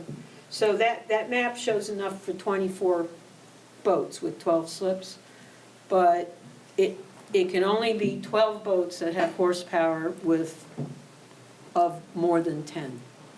So that'll be specified in the conditions or in the findings, probably in the conditions to be sure. Okay, so fishing boat with a 9.9 horsepower engine is fine. Zip right along. All right, Right, but I believe when you get into building a dock, the way they have it here, wouldn't be allowed. You wouldn't be allowed to build it with 24 slips. so let's go to that now, Dan. Are you in the dimensional standard, where are you? Yeah, because what you're talking about here, like if you go by this map here. Yeah. And again, I don't know how this was drawn, and you can correct me if I'm wrong, but generally, I do docks, I put them in for a lot of associations.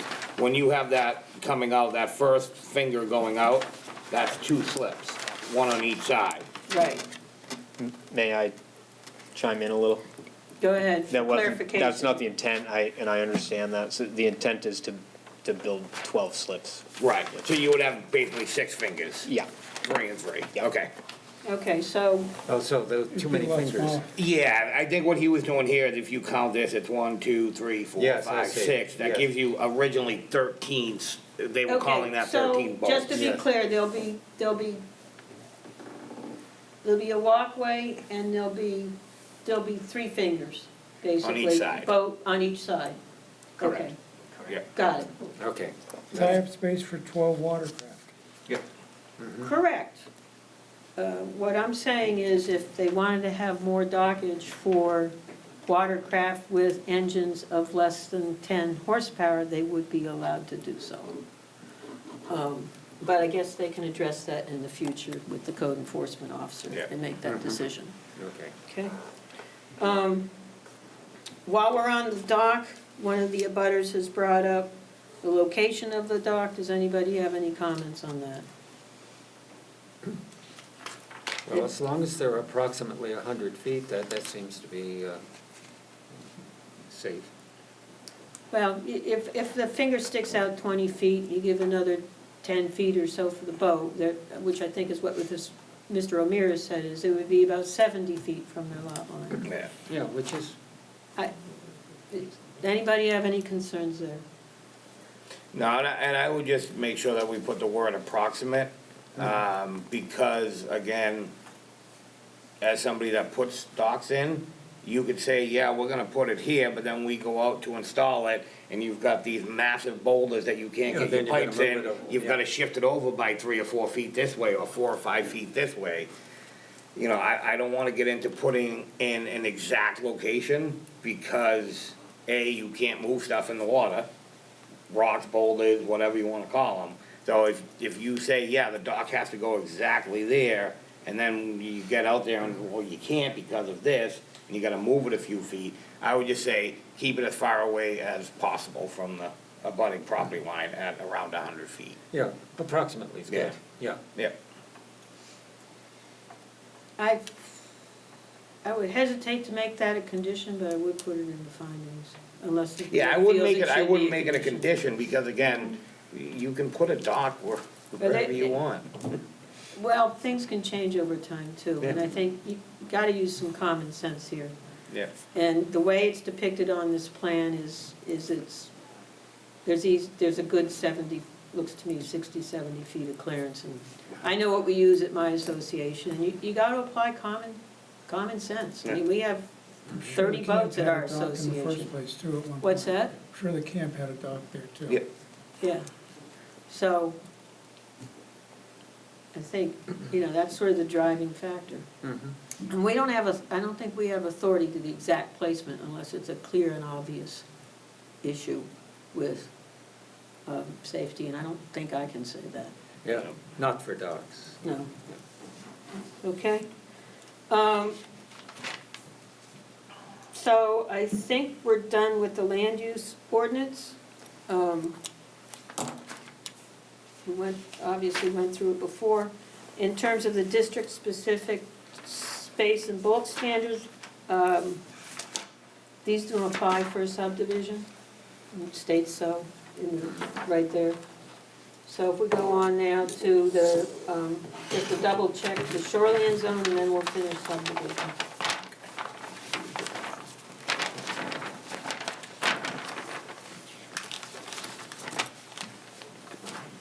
So shoreline zoning, it's in a limited residential district. As we've already discussed, it's an accessory use to a principal use, which is number 14, structures accessory to allowed uses, and it is allowed in the limited residential district. Okay? Okay. Additional standards, docks, bridges, and other structures, we'll go to that.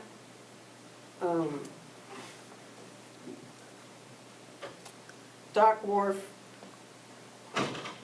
over wetlands, no access from shore must be developed on soils appropriate for such use. Location, this, we were all there, looked appropriate. Location must not interfere with the existing developed or natural beach areas. I think that's where the whole question comes in with the O'Meara. I wouldn't say it interferes. The facility must be no larger in dimension than necessary to carry on the activity. That's been held to.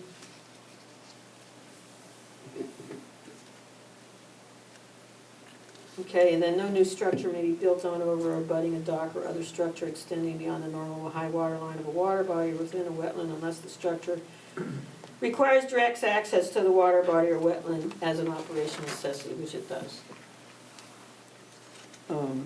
New permanent docks are not allowed. It's not a permanent dock. Existing structures built on, over, abutting a dock or other structure extending beyond, within a wetland may not be converted. That doesn't apply. Except in the GD1 and GD2 districts, structures built on or over, abutting a dock or other structure beyond the normal must not exceed 20 feet in height above the dock. That's met. Temporary structures that are specifically designed and manufactured to be removed from the water on a seasonal basis may be installed once ice is melted in the spring, must be removed prior to the formation of ice in the fall. So that's something that, Could I ask a question? yeah, go ahead. Maybe the CEO. Do the fingers also have to be 6 foot in width? No, that can't be.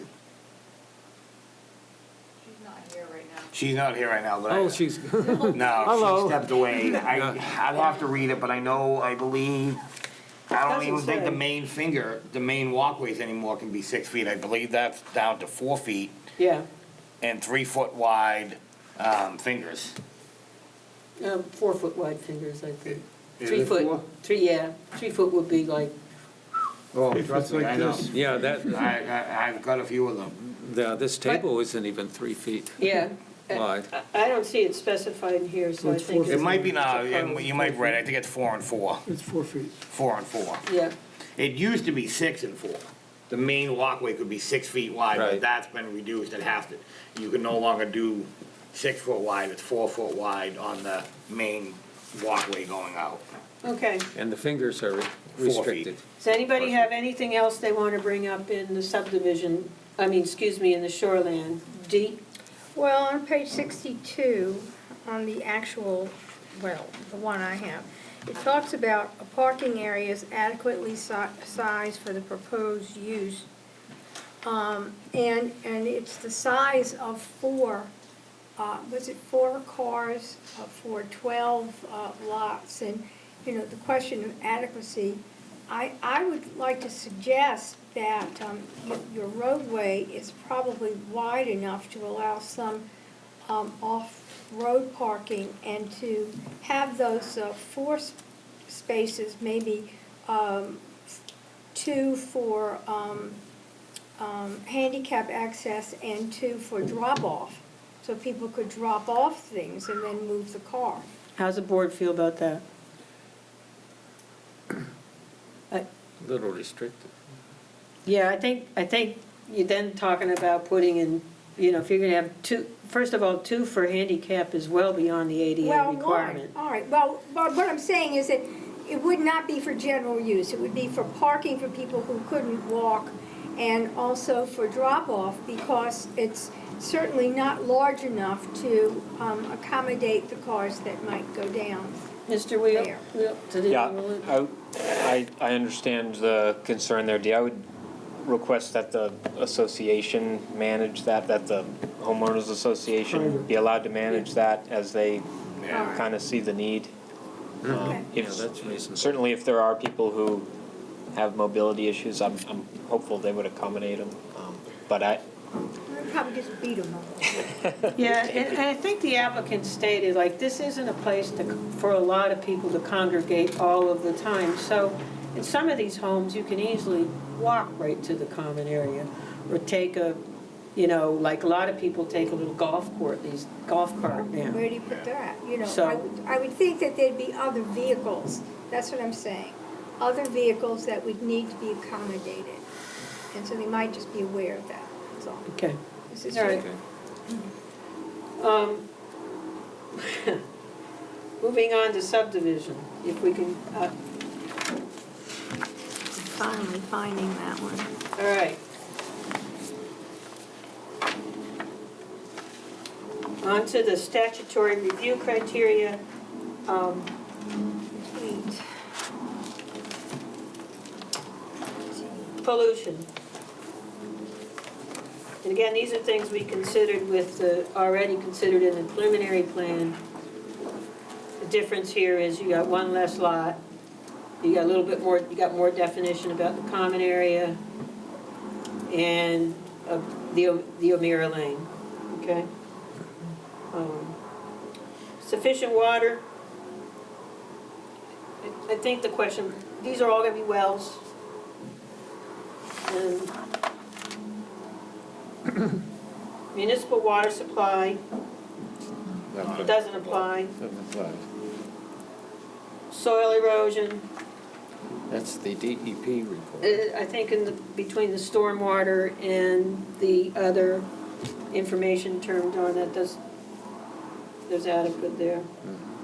Traffic, sewage disposal, Each individual. municipal waste solid disposal, aesthetic, cultural, and natural values. There's no significant historic sites here, et cetera. Comprehensive plan. Financial and technical capacity.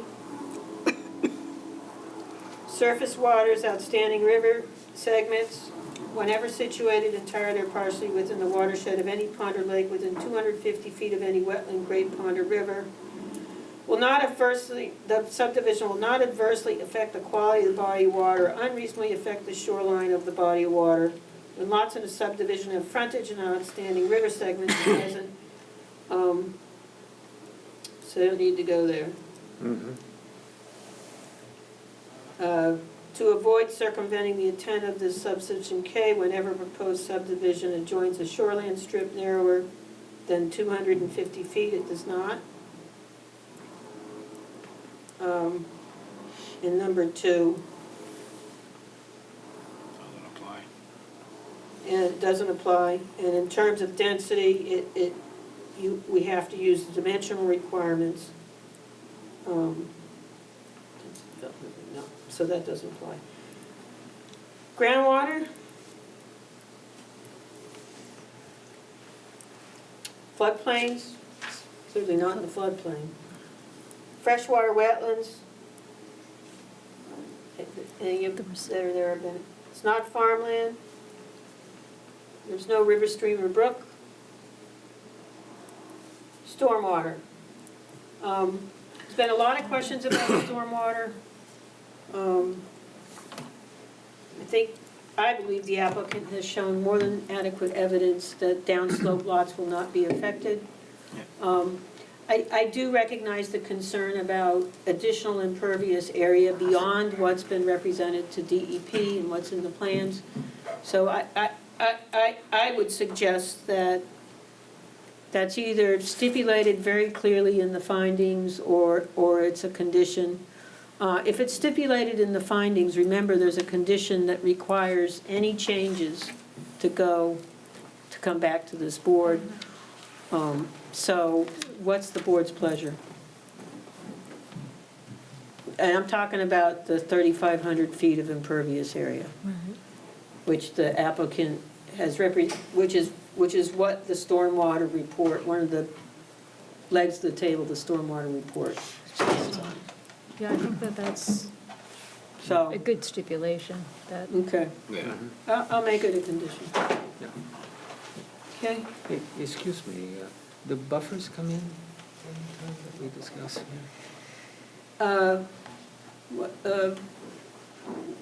What's your concern? I remember the lot that borders, the private lot that borders your Lot 3, that you're going to have a 10-foot vegetated area between Lot 3 and the private lot. Correct.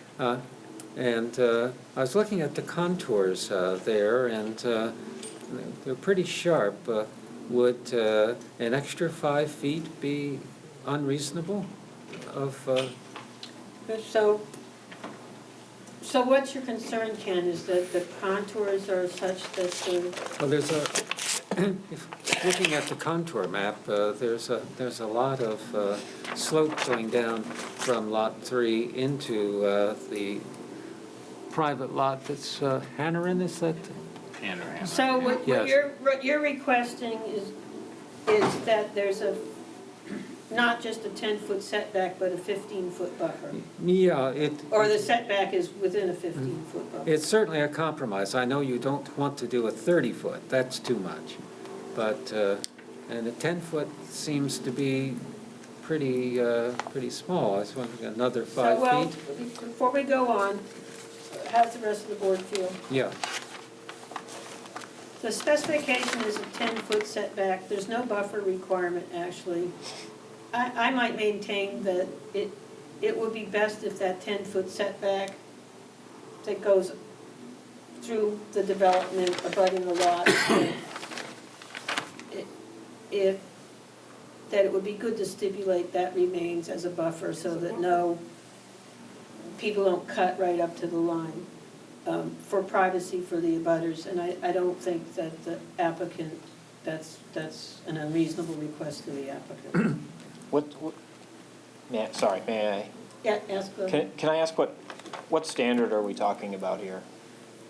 Ken is believing that you need 15 feet buffer for that one lot line that abuts the hands. He's concerned about the slope and whether it affects their property. So are we talking stormwater management or erosion control? I'd like Well, I guess to you kinda- tie it to a standard, I guess. I would tie it to stormwater management, and So there is a general comment about not impacting the abutter's privacy, so forth and so on. yeah. Sure, so I guess what I'll say is the way we've designed the stormwater management system is we've placed buffers where we are sending stormwater, where we're discharging stormwater. And we're not discharging stormwater in that location in any sort of concentrated form. The road is ditched, so the road will, any runoff from the road will continue down the hill past that area. Area from lots up the hill, lots 1 and 2, will be collected and diverted towards the road and the roadside ditch. So there's no reason for a stormwater buffer in that location. Yeah. Would it be unreasonable to request a no-cut buffer, since you have to have a 10-foot buffer? So there's a 10-foot 10-foot setback. 10-foot setback. building excuse me. setback. Yeah. And, I would, again, if the board is looking at a standard and saying you haven't met this standard unless you have a 10-foot buffer, okay, but I haven't heard that, I guess. And to put more restrictions on these lots, I guess, is just something we would prefer not to see. Okay, but I was thinking just that one particular Yeah. lot and not. I mean, you understand that someone's gonna move into that house and they're gonna be a neighbor to the hands, right? At some point, we have to say, they're gonna Ms. be Miller? good neighbors, hopefully, you know what I mean? So I think we've heard what you We've say. got a residential use abutting a residential use. Yeah, we heard what you're saying, and so I think now we got all the clarification we need. Yeah. Ms. Miller? Yeah, I don't know that we have to tie it to anything other than just to ensure privacy, and perhaps a good compromise would be that that particular setback would remain forested. So again, I think it's important to understand that as the board has seen, this ties back to the well issue. there's been several requests made by abutters. As an applicant, I've made every overture to work and acquiesce to those requests as I'm not required to, but as I think we see fair. There was, I don't want to go through the litany of requests that were made at the beginning to the preliminary application. The larger majority of those requests were met, if not all. I think, as Mike has noted, there isn't a standard that would require a no cut. I have, as the board has seen, put forward an offer to write a check for $25,000 for the hands to install a well, which is not what it costs. I have offered the 10-foot no-cut buffer that you're mentioning. Oh, Ken. so it is a no-cut line? For the- No, I've offered it. That's what Oh. I've put forward to the hands. They have refused that. So I think- Sorry, Deb, but the reason that they've refused it is because they want a 30-foot buffer. Correct. Okay, so I think that clarifies everything. No, I think it's important to, at one point in this subdivision plan, there was a road there. The Correct. road is gone. Right. And there's not gonna be, there was a proposed road But there. there was a proposed road there. And in the interest of trying to work together, the road was taken out. And I'm just saying, looking at this whole, since we're deliberating, if I had a choice or a road or what the proposed plan is, I'd be very happy with what I have there. Okay. Does anybody? Yeah, Ms. Miller? I'd like to say in response to that, I agree that the applicant has been more than generous with his time in listening to all of this and with the offers that he's made. Good. And I certainly don't think that the life of this subdivision rests on a 10-foot. Okay, buffer. so Okay. I sense the consensus is not to require an uncut buffer. If we're gonna tie it to a standard, I'm sure we could find one, but it would be a stretch. Yes, it And we really necessary. should tie it to approval of a standard, Okay. or, some very specific Yes. concern. It isn't necessary for me to Okay. understand. Now, the applicant did represent, which I'll put in the findings, that that certain areas, their trees would not be cut, for instance, in the shoreland, in the common area. So that will be represented. So there will be, it's not like there won't be any buffer. Okay. Okay, moving on. So,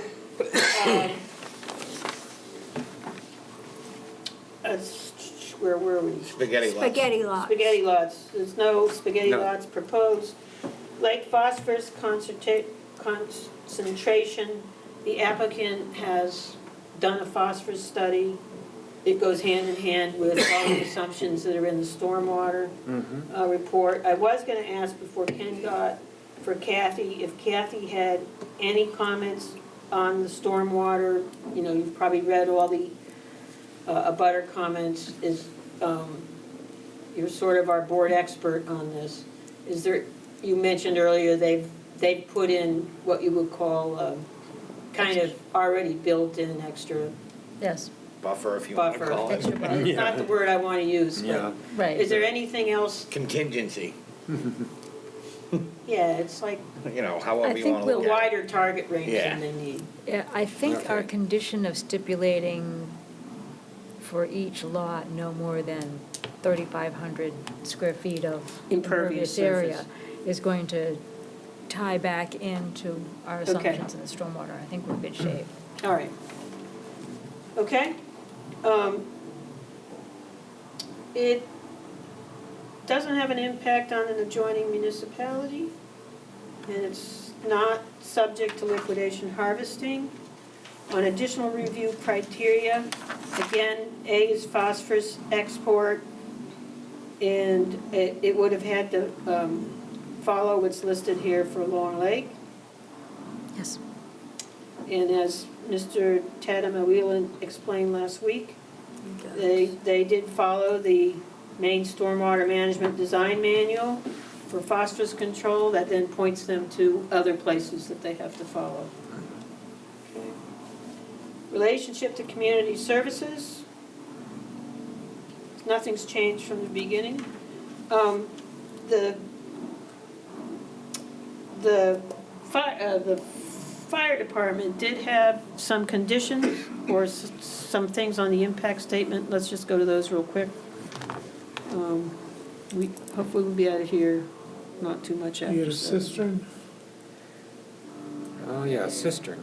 Yeah, it was impact Yeah, statements. it's up in here. So, the chief said cisterns need to be 30,000 gallon capacity, location in corner of open space near road. So, the cistern is, not talking about, you're not talking about the common area, right? You're not talking about the, you're talking about the open space here. Open space, Middle. yes. In Yep. the middle of the roads. Okay. Yeah, I can show you what it is. Can It you show me shows where up- it is, Kathy? Yeah, it shows up better on drawing C4, which I have here. And it's upside down for you, but it's right there. Okay, so it's right next to the that they can road. access it. Yeah. And those are 30,000 gallons. Okay. He also said that parking area near cistern needs to be labeled as no parking. I'll put that as a condition. And if any lock gates, fire department will need access. There are no lock gates, correct? Not a gated subdivision. No. We don't want to be too mean. That was a joke. Okay. Just so we do all the impact statements at once. Ms. Day, building permits needed for all structures, including docks. Okay? So we're good there, all right? Retention of proposed public spaces, public sites and open spaces. Are you gonna have a, excuse me, was there gonna be a dumpster? No, No. that's a good thing. You don't want a dumpster in a common area. I just wanted, because I was trying to remember how the solid waste was being taken care of. Yeah, you, By individual. by individuals. Individual by our wonderful The stickers. the association, I mean, I can put it in the conditions if it's not in the covenants, but the association would have to take care of any waste generated at the common At the area. common So area, yeah. trash can collection, whatever. Tell you, at our common area, we have no trash cans Yeah. We've done. for a reason. A lot of associations I manage, we've done away with the trash down there. Carry just in, because- carry out, Yep, because carry in, otherwise carry it out. doesn't get taken care of. Exactly. People will complain about it, but I'll tell you, it works. Do you want a stipulation that the association will take care of? I think it's waste? reasonable. Okay. It just enhances the space.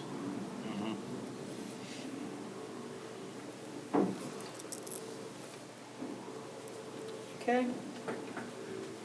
Retention of proposed public sites, there are no proposed public sites. Areas reserved for parks or recreational purposes must be at least 1 acre in size, easily accessible from all lots within the subdivision of a character, configuration, and location suitable for the particular use intended. There's not gonna be any playgrounds down at the common area anyway. The applicant hasn't represented that, other than the common open space that can be used by the residents in the common area, they haven't represented that there's gonna be a playground, a play field, any public. Nothing in there.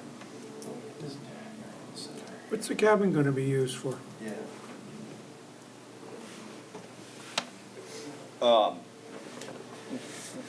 There was discussion at the beginning when we submitted the preliminary application, is the intent is to utilize one of the existing structures that's currently on the property right now and move it up to the circular area within the loop.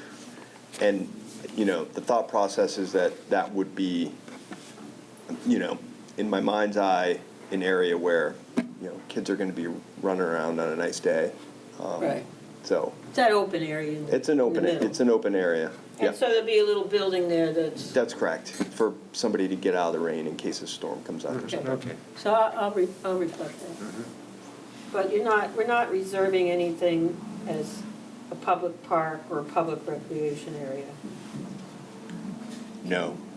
It says when the proposed subdivision is located on Lake Pond or River. May I ask a question about Twenty. those things?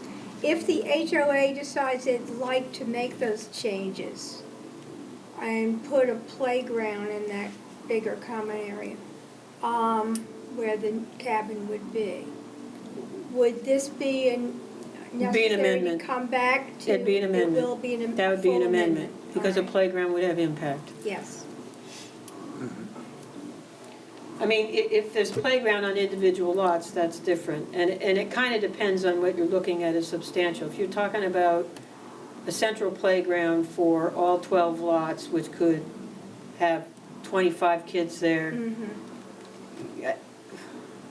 you know, I think they probably have to come back. Well, what I'm trying to suggest is that there is room for some alteration, and Right. for any HOA of the future, they would have to know that any significant alteration Yeah, would need to come back here. significant is the key word. Yes. So, okay, I'm just looking at the rest of the standard, be sure They seem we to haven't be all missed right. anything. Waterfront area must be included in reserved land, which must be 25 feet for each unit with deeded rights of way to said waterfront area, with a minimum of 200 feet of waterfront, that's been met. And they do have deeded rights to that common area. Final subdivision plan must clearly indicate the owner of all reserved recreational land. If the applicant intends to convey the recreational land to the lot owners or to an association or other organization, the terms of such conveyance and so forth and so on are subject to review and approval by the planning board to ensure the association or organization will have the necessary powers and the authority to raise funds necessary for reserved recreational land. So I think that's in the HOA document. Okay. Preservation of natural and historic features. I think they're doing the best they can not to cut things. Traffic impact. Shoreland zoning, we went over that already. Easement for drainage ways. Utilities. There's,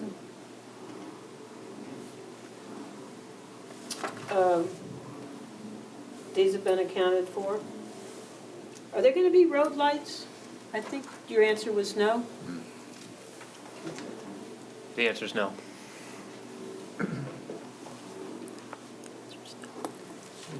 Mr. Gibbs? Since you mentioned shoreland zoning, just wanted to ask a quick question. You said that docks are 4 feet wide, but it says in the latest update that they're 6 feet. We didn't, the docks, according to the standard, Brenda's gonna have to approve the docks when they go Yes, in. but we kept talking, we So were Brenda, talking about 4 feet. what's the, I mean, they're gonna have to do it to code, so. Yeah, but don't want them to think that they're limited to 4 feet if they're allowed 6 feet. So Brenda, what's the code for docks width, for the fingers and for the walkways? Do you know off the top of your I head? don't know off the top of my head, but I can definitely look it up. But I'm not sure it's relevant, Ken. They Yeah. have to go to the CEO to get the permit. Yeah. She's not gonna give a permit that's, right. I just didn't want them to think that since we were mentioning 4 feet, that is the limit. And it seems to, on the latest update, dated thing on page 23 of the shoreline zoning, it does say that the docks, the number 4, are 6 feet. okay, so then So they're 6 feet. they'll follow the, Yeah. they'll follow Yeah, the rule. so Okay, you can have people with bigger feet. required improvements. Required improvements are monuments, road signs, roads, landscaping, sewage disposal, and storm drainage. Storm drainage has been accounted for, road. Monuments will be placed for each lot, and there's not gonna be any road signage other than what you get, you're keeping the same name, the same road name, right? Is that correct? Camp Woodlands Cape Road? Loop Lane. There's Camp Loon Lane and, Yeah, and- Oh, I'm sorry. So you'll need to just apply to get those approved? Yeah. Yeah. I was thinking of the main road, but you're not gonna have a big sign at the main road, right? Or are you? And if you already submitted that, I apologize. yeah, so we're showing a small sign at the entrance. Okay, all right, It's on the plan. okay. And it's not lit, is that? Is, Well, I think it may have it won't External be light. internally lit, there may be yeah, a it has to be, light yeah. shining on it. And then it would have to be going up rather than, or No, make sure it's down. up, It'll down. down, Down. meet every, It's not gonna interfere Code with of the the traffic ordinance. on Kansas Road, yeah. no. or it can, I should say.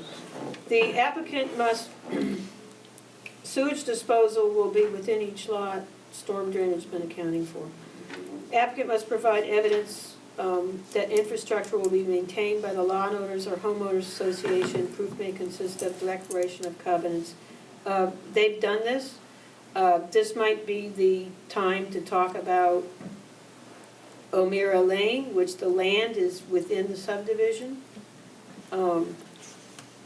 But within the boundaries of the subdivision, but is not going to be used by the subdivision. And they've maintained, through their attorney, represented that they shouldn't be subject to maintaining that. Mr. Gibbs? Just one question, probably legal. Do the residents that O'Meara Lane goes to, can they bring heavy equipment, even though it's going to be owned by the association? Do they have the right to maintain the road with heavy equipment? I believe they have the right to maintain it however is necessary. Yeah. So there wouldn't be an objection, even though the association owns it, that if they had to scrape it and They could pave it. refigure, they could even They could pave it. Yeah, I think to me, that I haven't seen anything that says they couldn't. They can do whatever they want Yeah, to maybe improve the easement. Mr. Austin could comment. Yeah, Just specifically whether the easement allows, upgrading the road. I believe it does. Okay. Okay. It doesn't seem to me we should impose maintenance of the road on the subdivision. No, because I think Well, from a legal standpoint, they have a right of way to use that, which they're giving that right of way. It would be in the best interest of the people that live on O'Meara Lane to maintain that road, because again, the association's not required to maintain it, they're required to give them a right of way access to it. So if the road goes unmaintained, they're gonna have a tough time getting to their own property. Yeah, I just wanted to make sure that they could bring big, heavy. Yeah, when equipment you say down. maintain a road, that would be inclusive of bringing in whatever equipment is needed, a grader, an excavator. Mhm. If they wanna pave it, I mean, that would be, The plowing that's involved. yeah, the All those plowing, things plowing. that are sanding, Yeah, required for You know. using that right away for access to their lots. yeah. So the applicant isn't touching that road, they're not using that road. The association will own the land, Mr. Bally owns it now, or his corporation. Ms. Miller? I was just thinking, as you all were talking about maintaining it, what if it's allowed to degrade to such a degree that it threatens the property that it passes through? That is. I mean, Oh, you mean if it threatens the other properties? if it threatens the property owners who are granting the the right of way, association their one. association, I- if it degrades to such a degree, I mean, So, I don't think we can always depend on people to do So just, the smart before you, thing. okay, so, Ms. Day? Yep. What happens if people don't maintain their private roads? Does it just mean the police and, Private. the police and public works, or, well, public works wouldn't They go don't go down there, to the plow? right.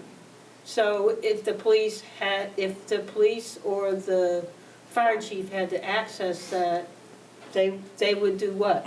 They would Special go rules as on- far as they could, stop and go in from there? Yeah. I'm not sure. We have some right now that are pretty bad, that, I mean, they're private. Can I ask a question, and this may be directed towards their attorney? Yeah. But if, for whatever reason, let's say O'Meara Lane wasn't maintained, okay? And it does start affecting lots 1, 2, and 3 that come down. I believe the homeowners association could make a vote as a board of directors and an association to go in and repair Yeah. whatever is going on. They still have that right. They have- I believe.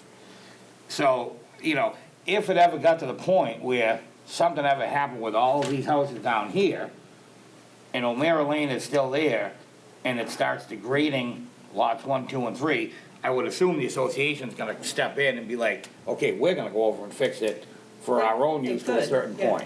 You know, so I don't think we really have to get into too much of So the the O'Meara board, Lane the that. general consensus is that it's not, they're not required to maintain that Right. road. I would point out, and it was brought out in evidence last week, that whoever owned it before Mr. Bowley did not maintain that road. No. No. The other folks. Yeah, So, it was a rough road. well, yeah, it is. A lot of them are. So is it mine, what's the town road? I don't want to say that lightly, but it seems to me we'd be imposing a very unreasonable condition Yeah. because they can't control access to that. No. They can't control how that road is treated Right. in many ways. Mhm. They can't tell the plow guy what to do. They can't, there's a Right. lot they're not allowed to do. And they've shown in the stormwater report that it won't affect, the drainage isn't gonna affect the road. So they're not making the road worse. Mhm. Unless people Right. let it go. The only thing the Okay. homeowners association can't do is bar access Right. to the lots. Right. Mhm. Yeah. Okay. All right, moving on, minimum lot size and lot frontage, they meet that, has to be 40,000 square feet, except for those that are in the, except for the common area, because none of the other lots are in the shoreline zone, okay? Frontage, 100 feet, and that monuments, they said they'd set, road signs we talked about, roads. There's been a contention that the plan was incomplete or needed to be changed to bring O'Meara Lane to town standards. And I would just say that the way I interpret the subdivision requirements, it says proposed roads must meet the standards. The only proposed roads are the ones within the subdivision. Right, which is Camp Woodlands Lane and Camp Loop Lane. Yeah. Right. Exactly. And Those those, roads to service the lots within the subdivision. correct. And so, first of all, the applicants, as we said earlier, their application was complete. They showed the roads that were proposed. They showed the existing road. That existing road is a non-conforming road, has been, they're not proposing to change it. Right. If they were proposing to change it, then we would have the authority to Mhm. say something about it, but they're not. Yeah.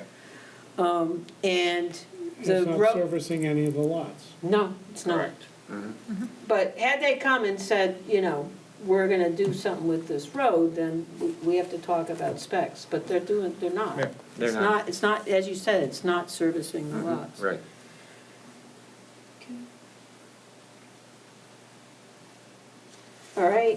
I think we're almost there. The last one was, I don't know if you skipped over it or not, but the long-term maintenance plan. Yeah, That's long-term after maintenance roads. plan. So this does require a performance guarantee. That'll be a condition. And in here, it says for any subdivision requiring a performance degree guarantee, this does, applicant must present the planning board with a legally binding long-term maintenance plan to be administered by the homeowners association or alternative legal instrument for accomplishing that. I believe that's been done in the covenants. Yeah. Yep. Just a question, in fact, when does the applicant turn the maintenance over to the home association? It stated it in the covenants. It's- Usually when it gets to a certain level of Yeah, there's a ownership. certain level, there's a specific level. I was gonna say, it's like 75, 80%. Then it gets turned over from the applicant to the association. Yep. I'm going through that now too, and I remember, I think he's right at 80%. Okay. Okay. And the roads, these roads, remind me, again, I apologize, I know you said this, these roads are, the proposed roads are gonna be paved or unpaved? Paved. So they meet the town standards? They're paved, they were designed to the town standard. Okay, I thought so, okay, thank you. So it's not a non-conforming road? Okay, I think that we're done unless somebody thought of something I didn't. Okay. Did you think of something I didn't? No? So, We're okay. as far as, so that, just to review the conditions,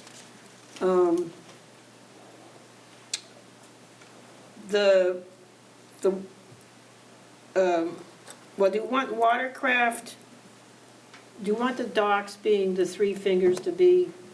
I think that should just be in the findings, should not be a condition, because they would be allowed to add more docks if it was for watercraft that were 10 miles per hour or less through the code enforcement officer. So they just have to satisfy the code enforcement officer? So I think that, So can I just ask Brenda a question about that? I'm just a Go curious ahead. question. Brenda, in terms of you're allowed one slip for every 25 feet. If it's a boat that's under a 10 horsepower, so in an association like theirs, theoretically, they could build 24 slips and have 12 boats that are over 10 horsepower. Right. And they could have 12 boats that are under 10 horsepower. That's So you correct. could essentially have 24 boats at that association. But the stipulation is you can only have one slip per 25 feet. no, that's not what it But, says. no, that's what I'm saying, Yeah. but when you get under the 10 horsepower, that 25 feet goes away. So I could essentially put 40 boat slips down there. No, Please don't say I don't know about that. No. Well, that's what you're What saying. it- You're what it- saying they could put under 10 horsepower. Let me- Where are they gonna put that? Let me read to you, well, she would have to decide there's room to actually Right. put it there, but let me read to you what it says, if I can find it. That's in the common area, right? So,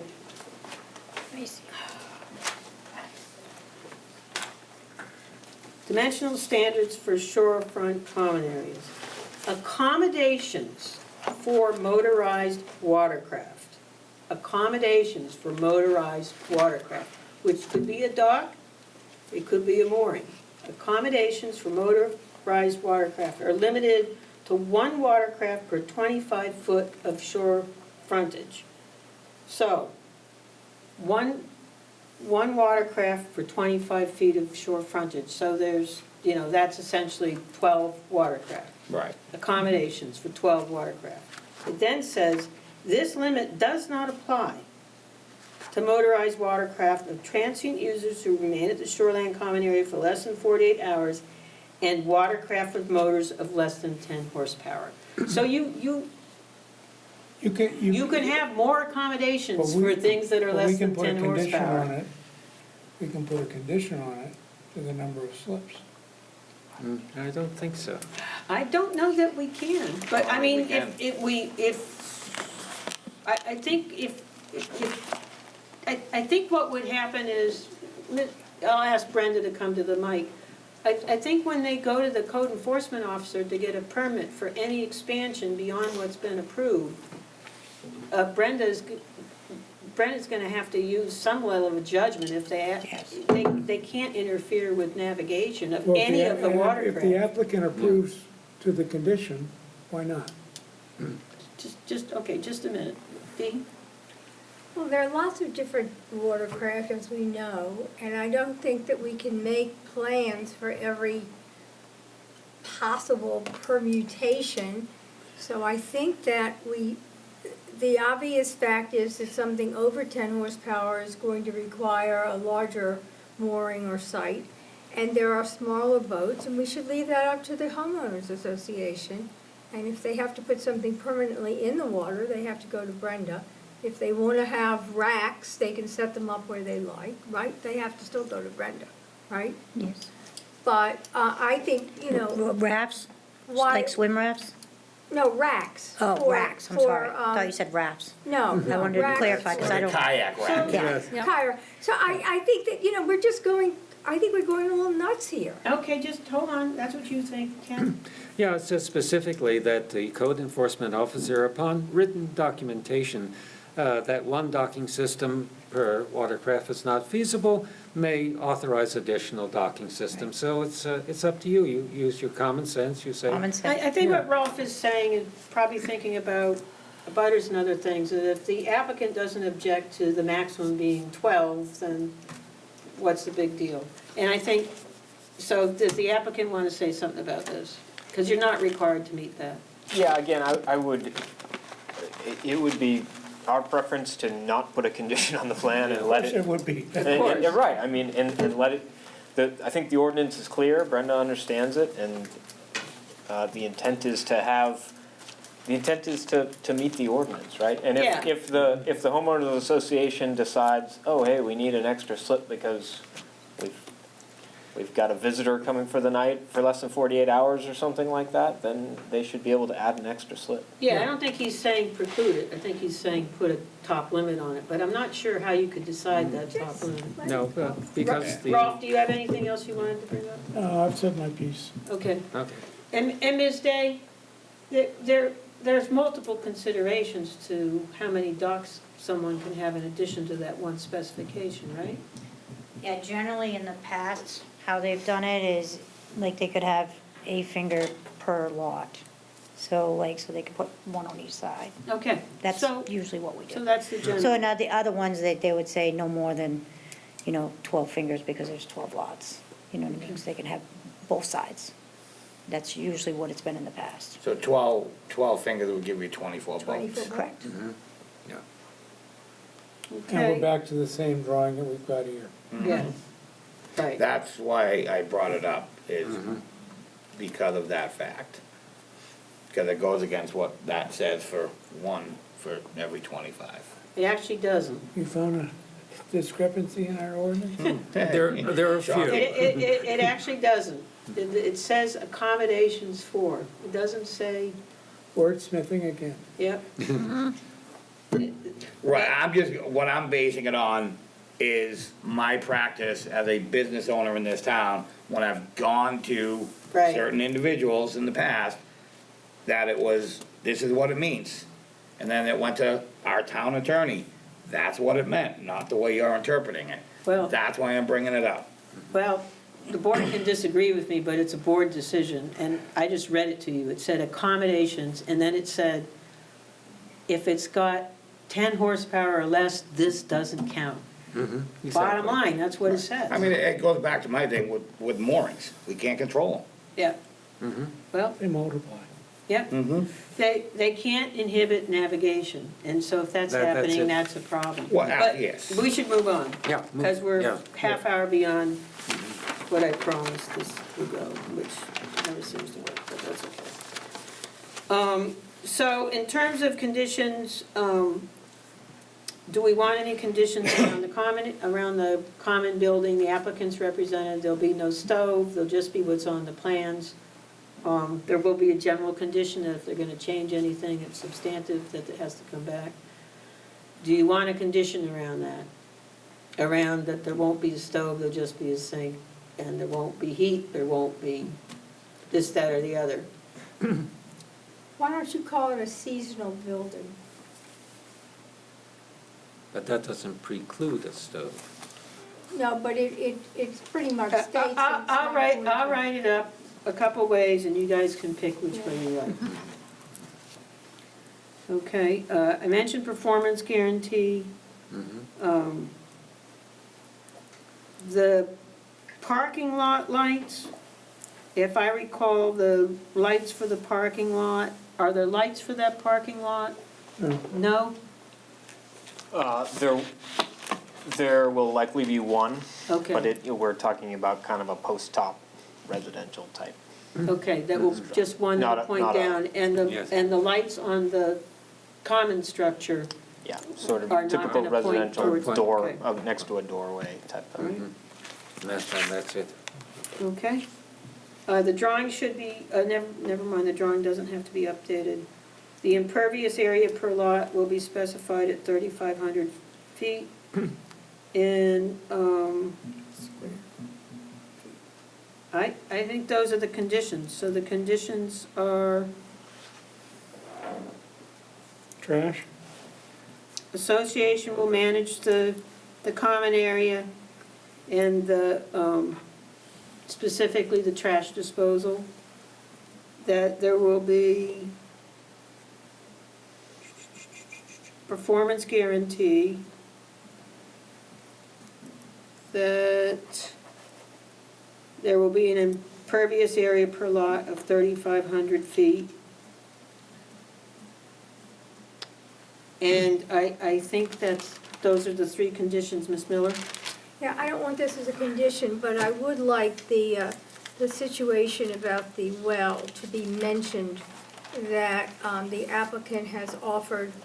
I will cover the well. As I Great. said, I will footnote that it's not within our authority, that's something being worked out, that, I think the applicant has plenty of evidence if that comes up. Right, I just want to cover, It'll be in Whatever the, might come it'll up be in in the the future. findings as a footnote, Good, thank essentially. you. Yeah.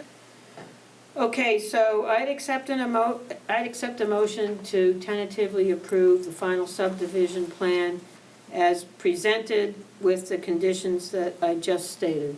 So moved. Moved by Mr. Gibbs, seconded by Mr. Harden. Any further discussion? All in favor, please raise your hand. Okay. The subdivision is approved pending writing of the findings of fact and their formal approval by the board, but the findings will represent what's been What we said said. here. So, good luck. Yeah, thank you all very much. Well, And Appreciate the your findings we time. should have ready for the February meeting. Okay, shall I have a subdivision plan for signature? Yes, At if that you meeting? can, yes, yes. It'd be best to do it all at once. okay. And No.